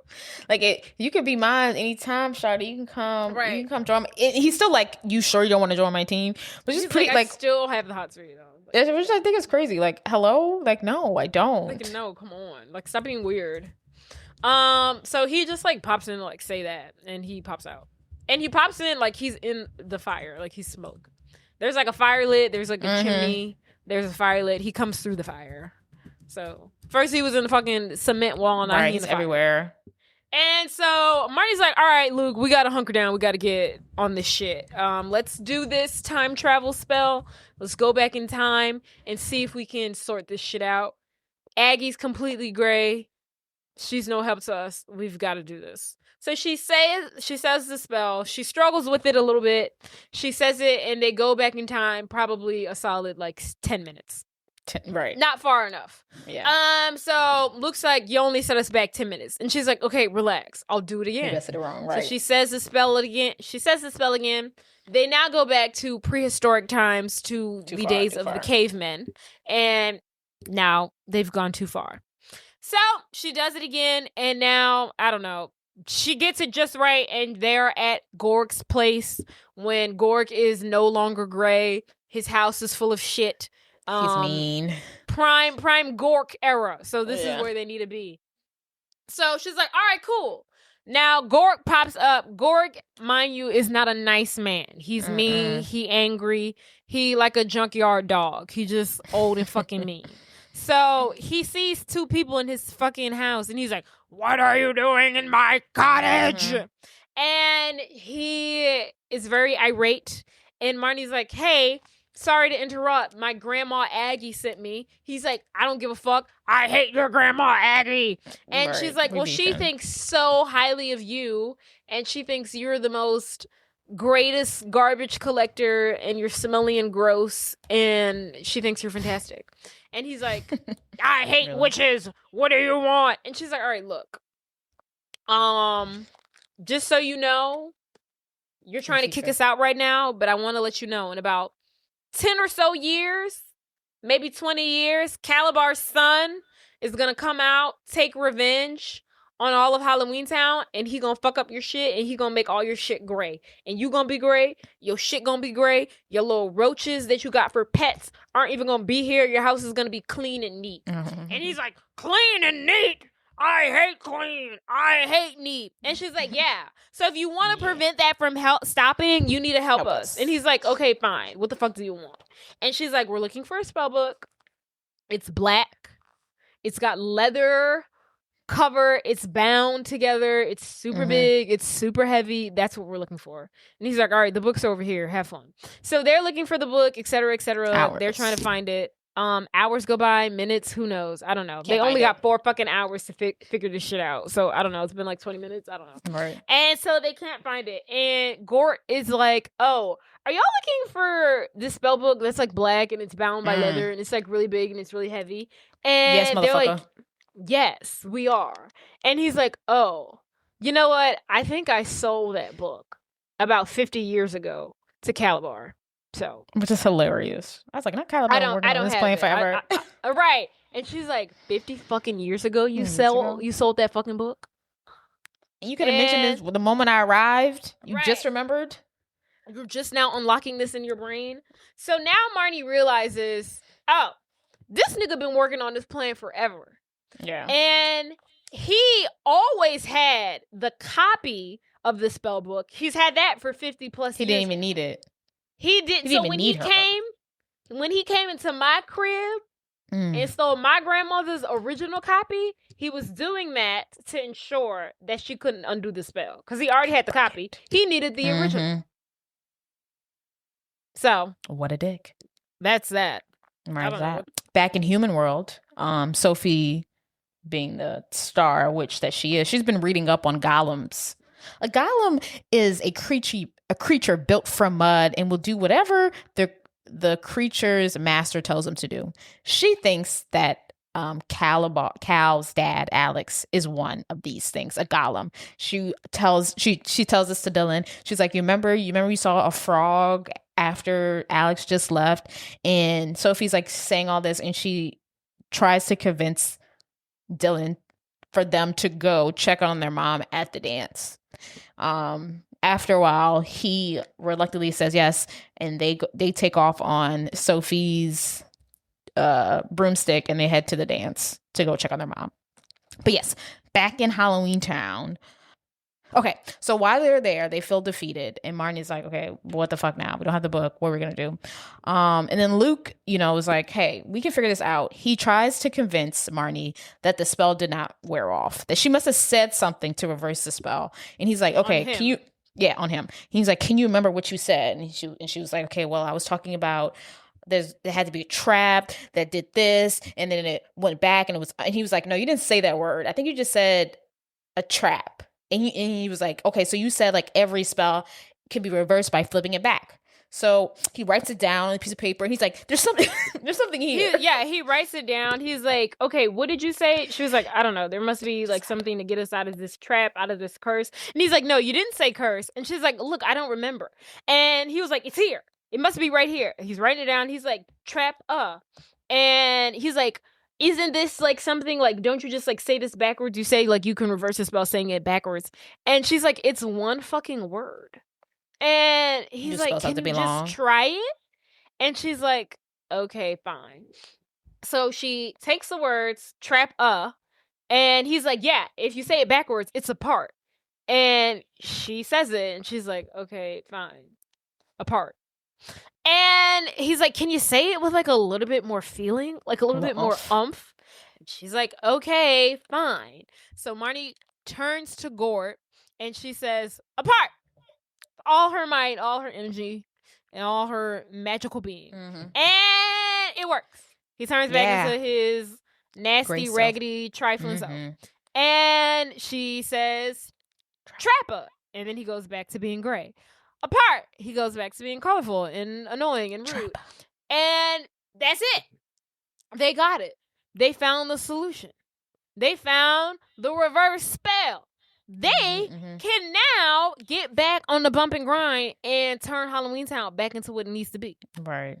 But mind you, they're not in present day. They're in the past. They traveled. She had that little time travel spell that Aggie gave her, so they went back in time.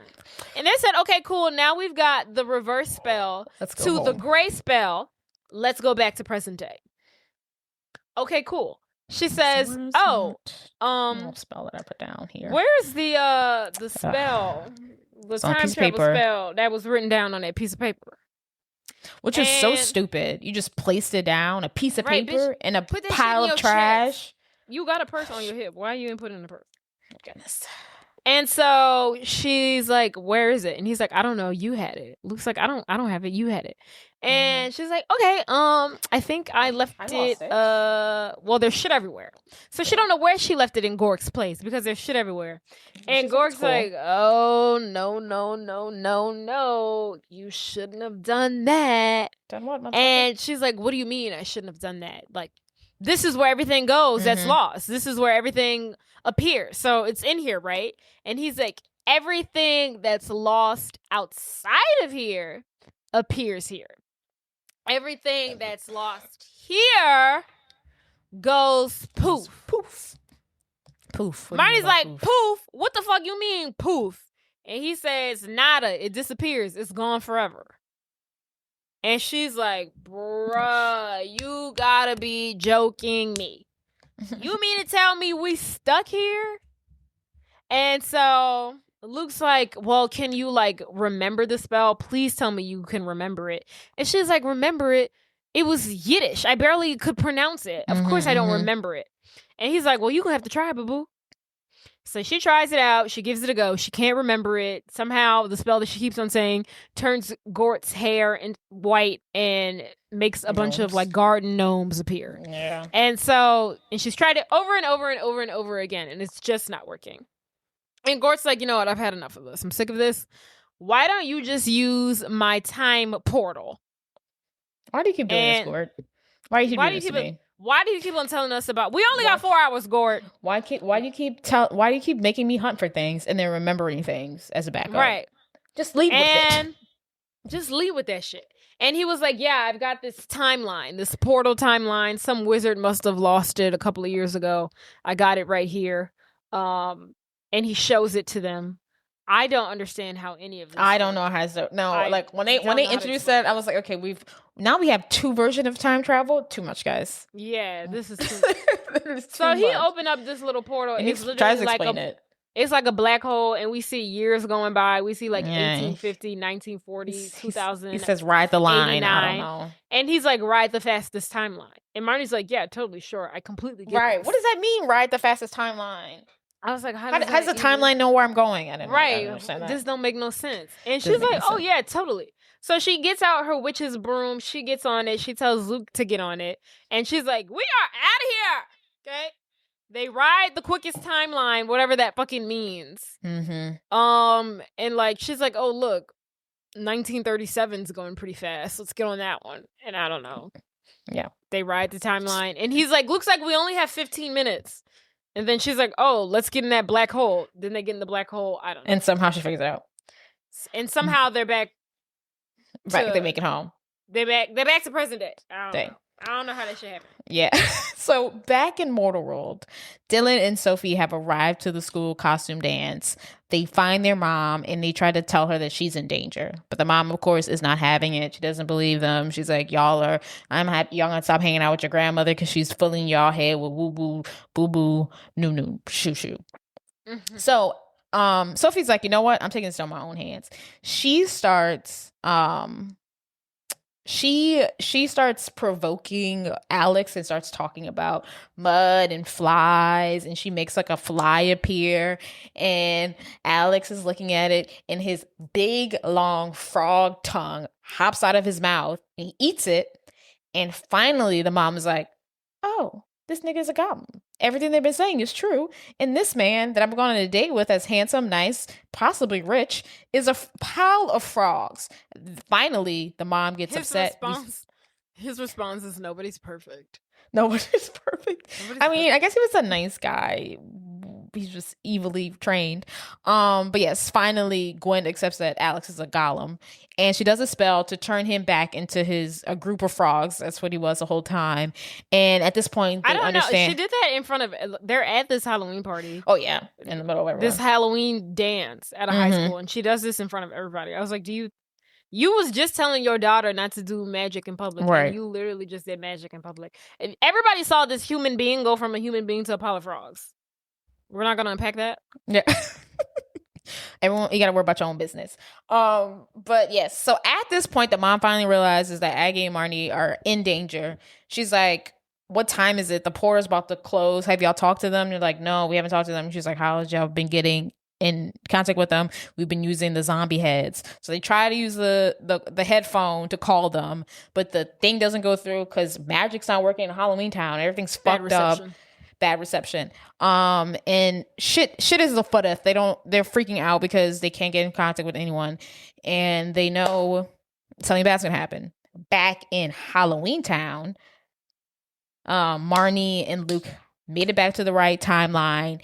They see their grandma. Well, they see Aggie and whatchamacallit finding the socks, and they use the spell that they learned. Apart. No, Trapa. No, apart is the. I think it's Trapa. Apart to get them back to normal. Apart Trapa. Is to make them gray. Oh. Trapa. Trapa. And Aggie is back into her human form. She's a little out of it, but Marnie's like, okay, girl, we got like 30 seconds left. We got 30 seconds. We got to get the back countdown. to the world. Right. Come on. Honestly, I think she spent too much time trying to talk to her grandmother. She was like, it's okay. I was like, bitch, just say the spell. So they say the spell to open the portal. The portal opens. Here's the thing that I didn't get. Okay, like it didn't make sense to me.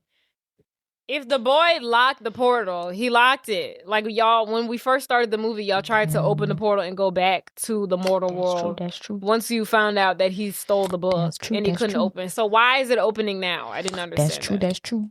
I was like, this is a plot hole. I was like, the portal's supposed to be unopenable. That's true. That's very true. Oh, that is very true. But I want to explain. They didn't talk about that at all. They didn't. Now the portal automatically works all of a sudden. Like the whole point was like y'all being stuck there because he locked the portal. So how the fuck can y'all open it now? That's so true. So while they're trying to get the portal open, it's like a climatic. Everything's happening at the same time. So in mortal world, it's about to hit midnight, which I don't understand the significance of that. I've never been to a Halloween party. It's like, let's count down to midnight, everyone. Or like the next day. Reveal. I think it's like the reveal of like the best costume or something. Oh, it was like weird. It's a costume contest at midnight or something. Oh, okay. I thought it was just so fucking weird. So they're doing a countdown before midnight comes. I forgot how Gwen and them know to look out for Cal and that he's evil. I guess they just finally. So Gwen is basically like, okay, we need to split up. We all need to look for him. Yeah. He's definitely here. Gwen's dumbass says she doesn't know that Cal has a plan to turn everybody into a monster. But she's like, he's definitely here. We need to look for him. She's like, I'm going to wear my mask because he knows what I look like. So I'm going to wear my mask to disguise myself. It was such a dumb thing. Which was dumb. To say. It was just something to say. Right. So they go on the hunt for him at the Halloween dance. This nigga standing on the fucking ceiling. He in the he's in the raptors. The beams of the ceiling. He's standing on the beams of the ceiling. And after like a minute or two, she notices him and she sees him. He's got Aggie's spell book open and ready. He starts chanting his little spell. Blah blah blah blah blah. Gwen and Cal lock eyes. She sees him. He's like, "Oh, I got something for you, bitch." And he puts that mask back on her face and he locks it on her face. She can't get it off. And he's like, back to what the fuck I was doing. He's like, oh, your mask up? That was so funny to me. He's like, that was so funny. Let me handle this whole that's why you need to be practicing your magic, you dumb fucking bitch, Gwen. It's too rusty. Like, you gonna let some child could over Right. you. Actually, you gonna let this? You supposed to be the most powerful witch in the land. You gonna let this little 15? I say that, but maybe he might be 20,000 years old or whatever the fuck since he's been living in Halloweentown. Oh yeah, who knows how old he is? Who knows? So he puts down Gwen's mask and he attaches it to her face so she can't get it off. And so now he's saying this little creature spell that's going to turn all these creatures, all these Halloween costumes into creatures. And he's chanting that shit, blah, blah, blah. And meanwhile, back in Halloweentown, Marnie and Aggie open up the portal to the mortal world, even though they shouldn't be able to because Cal locked it. Right. But whatever. Yeah, right. So, but they got like 15 seconds left. The countdown is on. They open it up. And they're like, oh no, the portal, it's closing. Marnie's like, the portal, it's closing. So she runs to the portal, which she should have done. The bitch had enough time to get through. She should have ran through. She had more than enough time to slide Agatha. her ass through the damn doors. She could have left Aggie will be fine. Fine, she lives there. That's her home. She lives there. Another reason why Aggie's not doing enough for me. Aggie literally didn't give a fuck. I honestly feel like she was Aggie hasn't given a fuck this whole movie. Because I feel like she's like, you know what? Maybe I can keep everyone here. I can fix this myself. And like, I feel like she's low-key an op. She's like, well, I know the reverse spell. Fuck Mortal World. She hasn't given a fuck this whole movie. She has not given a fuck. But yes, Marnie should have ran through the portal and they could have figured it out together. Instead, she tried to like pry it open with her bare hands. I'd be like, it's like Grandma, slowly closing. Bring your ass over here. Right. Come on. And so, of course, she doesn't. And she sees through the mortal world. She can see her mom's like itching to get this mask off her face. Cal's like in the fucking ceiling. But it's like the kids are like trying to pull it off their mom. The mom's like, reach for the top. That would have stressed me out. Like that would have been like. Yeah, she's like watching her mom be defeated as the kids are like trying to pull. Because she knows what's about to happen. She knows her mom's about to get turned into a creature. And the kids are trying to, Sophie and Dylan are trying to help her get the mask off. They can't get it off. And she's like, oh, Mom. You should have ran through the motherfucking door. But the portal closes. So the portal closes. The spell takes place. And Aggie's like, tough tits.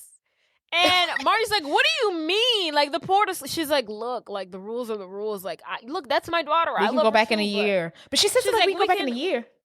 She's like, a year? Marty's like, a year here will feel like 100 years. But like, these aren't like Halloweentown monsters, creatures that are like learn to coincide with one another. These are like, I feel like they were about to kill each other. One, there's a man sitting up there with one eye. It actually freaked me out when he was like, "Where's my other eye?" I was like, "I don't like this." The guy with the one eye mask. He's like, "Where's my other eye?" I was like, "I will throw up." Like, there's a girl who's a zombie. She's like into vampires. She wants to suck someone's back. Their mom turns into the literal thing from Don't Look Under the Bed. It was the same costume design. She was giving me Jeepers Creepers vibes. I think you know they should look like. You know they should remind you of Don't Look Under the Bed? It was a combination of multiple things. She was giving... It was terrifying. She was green. She looked like a swamp monster. It was a demon, like swamp monster. It was crazy. I was like, how the fuck y'all got that from that green-ass mask? That mask was not that fucking spooky. I was like, she don't look nothing like that fucking mask she had on. And then no one in Halloweentown looks like that. No one is that creepy. The worst they look like is that they're not transforming into Halloweentown characters. They're transforming into the shit they got on. Right, but they're mocking like creatures, and I feel like the creatures should be from Halloweentown. But anywho, when she popped up, I was like, I don't remember it being this terrifying. I do, and I was like, why? Why did it make her so scary looking? And then like Sophie, and she like Sophie runs away from her. Fucking Dylan's trying to dodge being bitten by his high school crush. It's a lot going on. And then Agatha's like, we'll just wait a year. They're not gonna make it. Right. Who's gonna? Some people will be dead by then. She's so nonchalant about it. Everyone's gonna be dead. She's like, we'll train. Like, I'll train you, and in a year when the portal opens back open, we'll be ready. And Marty's like, bitch, are you cracked? Unacceptable. She said unacceptable. She's like, absolutely not. She's like, I can't fucking talk to you. She calls up Sophie. She's like, Sophie, where you at, bitch? I need you. Go grab Dylan. You're the only one with sense. And she gets Sophie on the line, and she's like, Sophie, come on, I need you. We about to open this portal up. Right. And Sophie's like, we can. It's after midnight. She's like, look, I don't give a fuck. She's like, I don't care. She's like, we're Cromwells.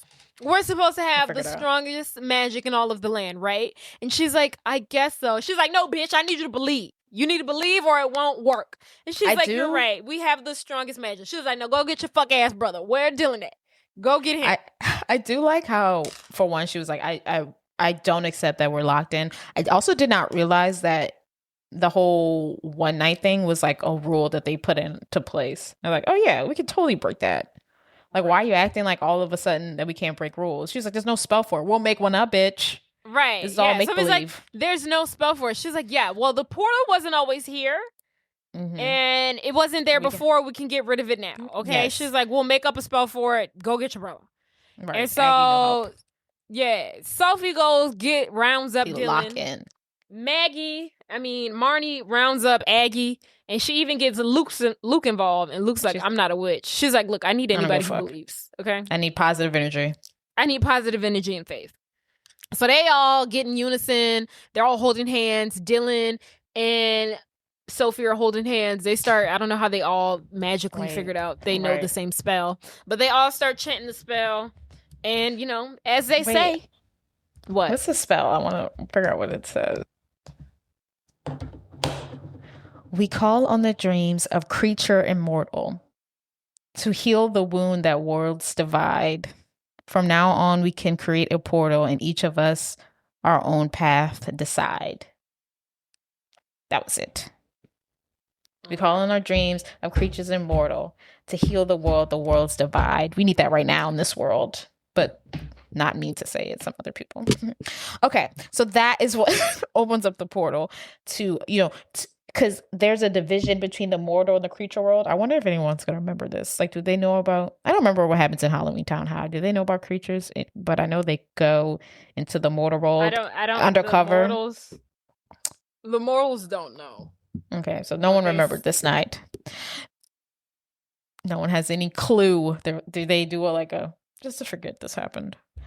Anywho, right. So yes, so they opened the portal indefinitely. The Cromwell women figured it out, plus Dylan and Luke, and they figured it out. The portal opens. The portal somehow is destined to the school dance. Marnie and Aggie walk out, and they're like, "Hey, siblings, so good to see you. What the fuck's been going on? Everyone's still a monster or a creature or whatever." But Cal walks up and he's like, "How did you figure this the fuck out? That's impossible. I am the son of Kalabar. Hear me roar. How did you do this?" So he goes up to Marnie and he's like, "You're a fucking dumb bitch. You're fucking you're fucking lame. Your family's fucking lame. I'm better than you. I don't even want to fucking date you anymore." Yeah, and she's like, "Give me back my grandmother's." Well, Marnie's like, "Give me back my grandmother's spell books." And he's like, "Nana, boo boo, come get them." So he holds out the books and he's like, "Fuck you, bitch, you can't grab them." And then he turns himself into an electric eel, and he's got all these electric eels and stuff coming out of his vines and serpents, really dark magic. And he's like, "If you want it, come grab it." And Marnie's like, "Bet." So he's got the evil and she's got the good, and she puts on her good stuff. Just like an energy based thing. And she grabs, because he has both. He has the original spell book and the backup spell book in his hand, which is hilarious. The fact that there's two of them. And she goes to grab him. She's able to grab him. She gets the books back. And then when she grabs them, some reason, all her good, I guess, turns kill. I don't know if it kills him, but it makes Cal go away and fly away in bat form or something. I don't think it caused it. I think he just had a bitch scared that he lost. I think he was just like, I lost, and flies away. That's fair. I don't think it even caused. She got the book. I just think it's funny. I think it's funny he gave up the fast. Just take the books back. He's like, no. You didn't have to offer it for her to take it. He stomps his fucking feet and flies away. So now with the books in their possession, now they give the books to Aggie, who didn't remember the fucking spell, whatever. She doesn't remember anything. She says the spell to turn all the humans back into humans and not creatures anymore. And that's what happened. So everyone is now a human. And then everyone takes off their mask and they do look confused. They're like, what the fuck was that about? Could have sworn I was just a vampire. Oh, so there's a confusion. So maybe they don't know about the creatures because they're all confused and they all kind of pretend that didn't happen. They're like, whoa, that was interesting. Right. So mom's back to normal. Gwen's back to her normal self. She was like, Mhm. "Oh, thank God. What the fuck was that?" Jade, And- what creature would you have liked to be in this school A dance? fairy. But like in the school dance, it's not like everyday life. It's like in the school dance, you have to survive the next 5 minutes against the fucking goblin lady with the sharp arm. A fairy. Fairy, okay. Fairy. See, it didn't seem like the got fairies, magic. right? But a fairy would have been cute. But I don't know if they knew how to use their magic in that 5 seconds because they seemed like because there were some people with costumes on natural. You would have learned, right? That didn't really change because that's just the nature of the costume. As opposed to the one eye mask guy. But I don't think people were wearing masks like that anyways. I was like, where y'all got these masks from? Production had to make those. Like that guy who's on the stand with the one eye thing. Party City's not selling that shit. Oh, right.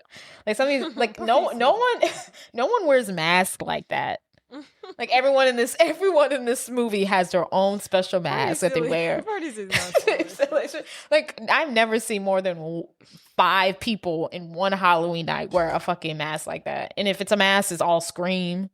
Well, yeah, they had to. They couldn't use copyrighted masks. They had to come up with their own. Yeah, they was coming up with shit. I was like, where y'all got these ideas from? But but yes. So everyone's back into human. Everyone's confused. The mom is happy not to be a goblin. I'm sure Sophie's gonna have to work through some things because she thought her mom was gonna eat her.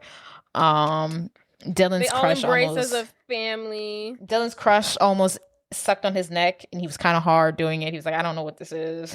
But I might be sexually attracted to vampires. But yes, the family's great. Cal he's gone, but I think we all decided that he's not gone forever. Is he in the third one? Does he come back? I don't remember. No.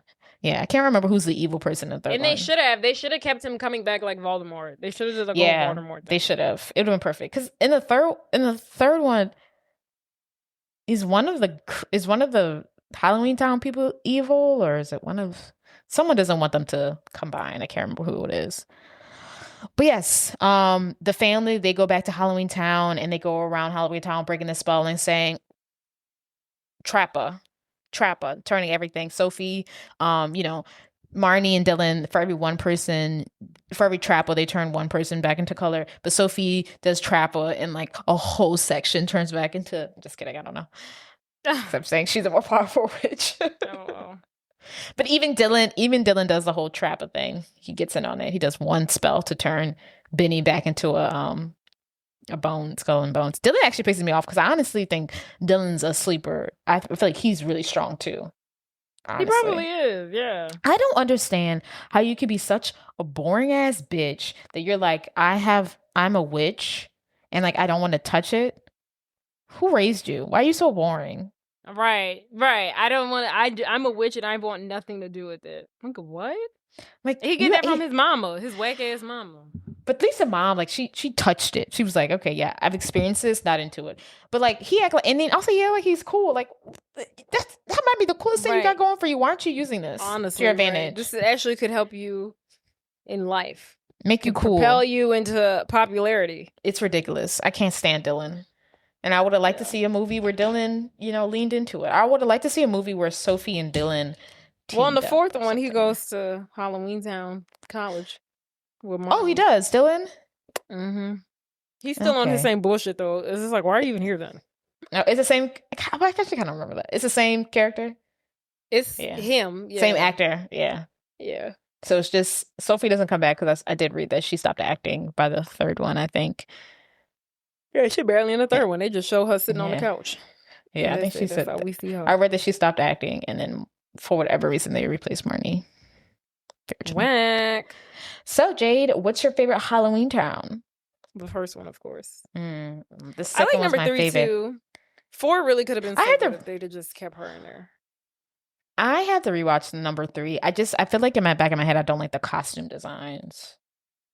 But I really enjoyed. Number 3 is all right because like they don't go to Halloweentown number 3, so it's just like right. It's just in Mortal World. Yeah. But I do like them being like, oh, this is how I look out of my skin, or like, right. Have, like, but I do think skin. the storyline is good. I think the storyline for all 4 of them are good. Yeah, I'm gonna have to go back and see who the villain is. I cannot remember.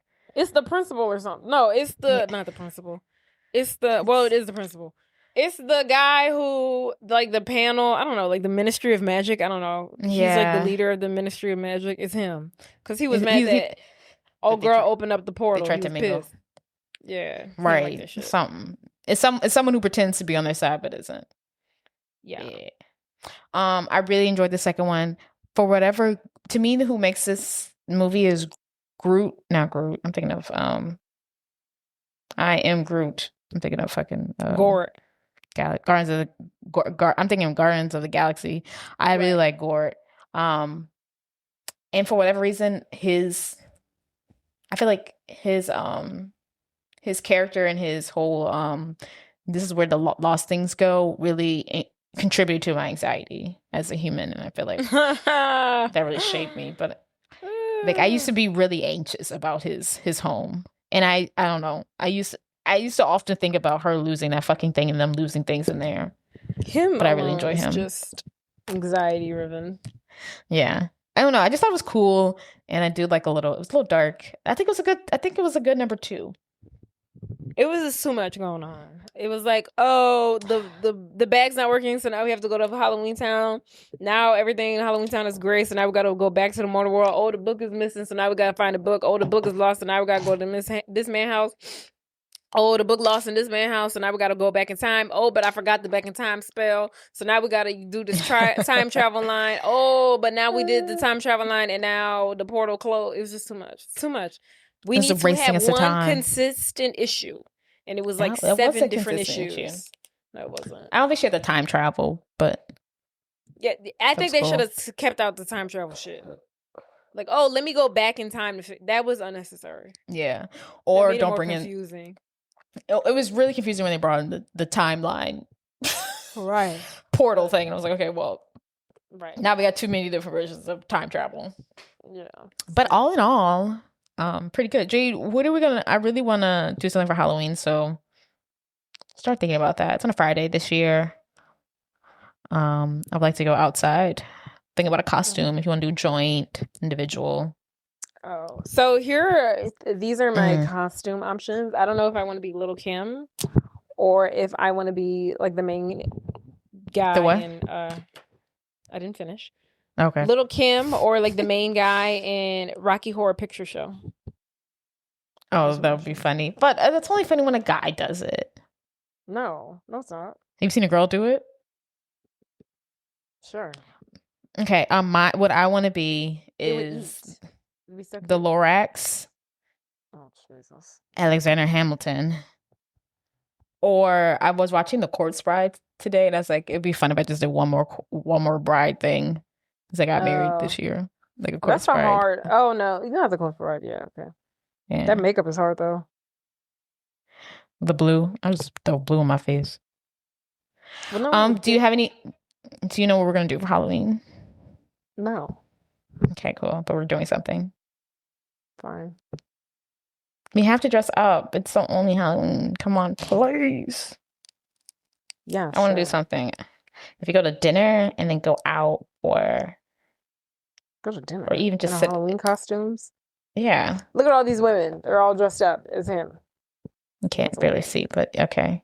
You can see it. Your screen is blurry. I'll look it up myself. But yeah, I want to do something. I want to dress up. Okay. Yeah, so put that in mind. All right. Let's see what Reagan's doing. She's young and hip. What are the kids doing? Since Reagan's young and hip, what are the kids doing? Oh my God. I'm not asking. Not oh my God. I want to know. But all right. All right. Tulu. All right. This has been real. This has been fun. Don't forget to like, subscribe, rate, review, comment, even if it's a bad comment. No publicity is bad publicity. And have a happy Halloween. It's our favorite time of the year, honey. Favorite time of the year. Favorite holiday. This is the last holiday before the bullshit starts. Yeah. Bullshit. I mean Thanksgiving and Christmas, which I fucking hate. For all that nonsense. Mm-hmm. All right, guys. All right. Bye. Bye.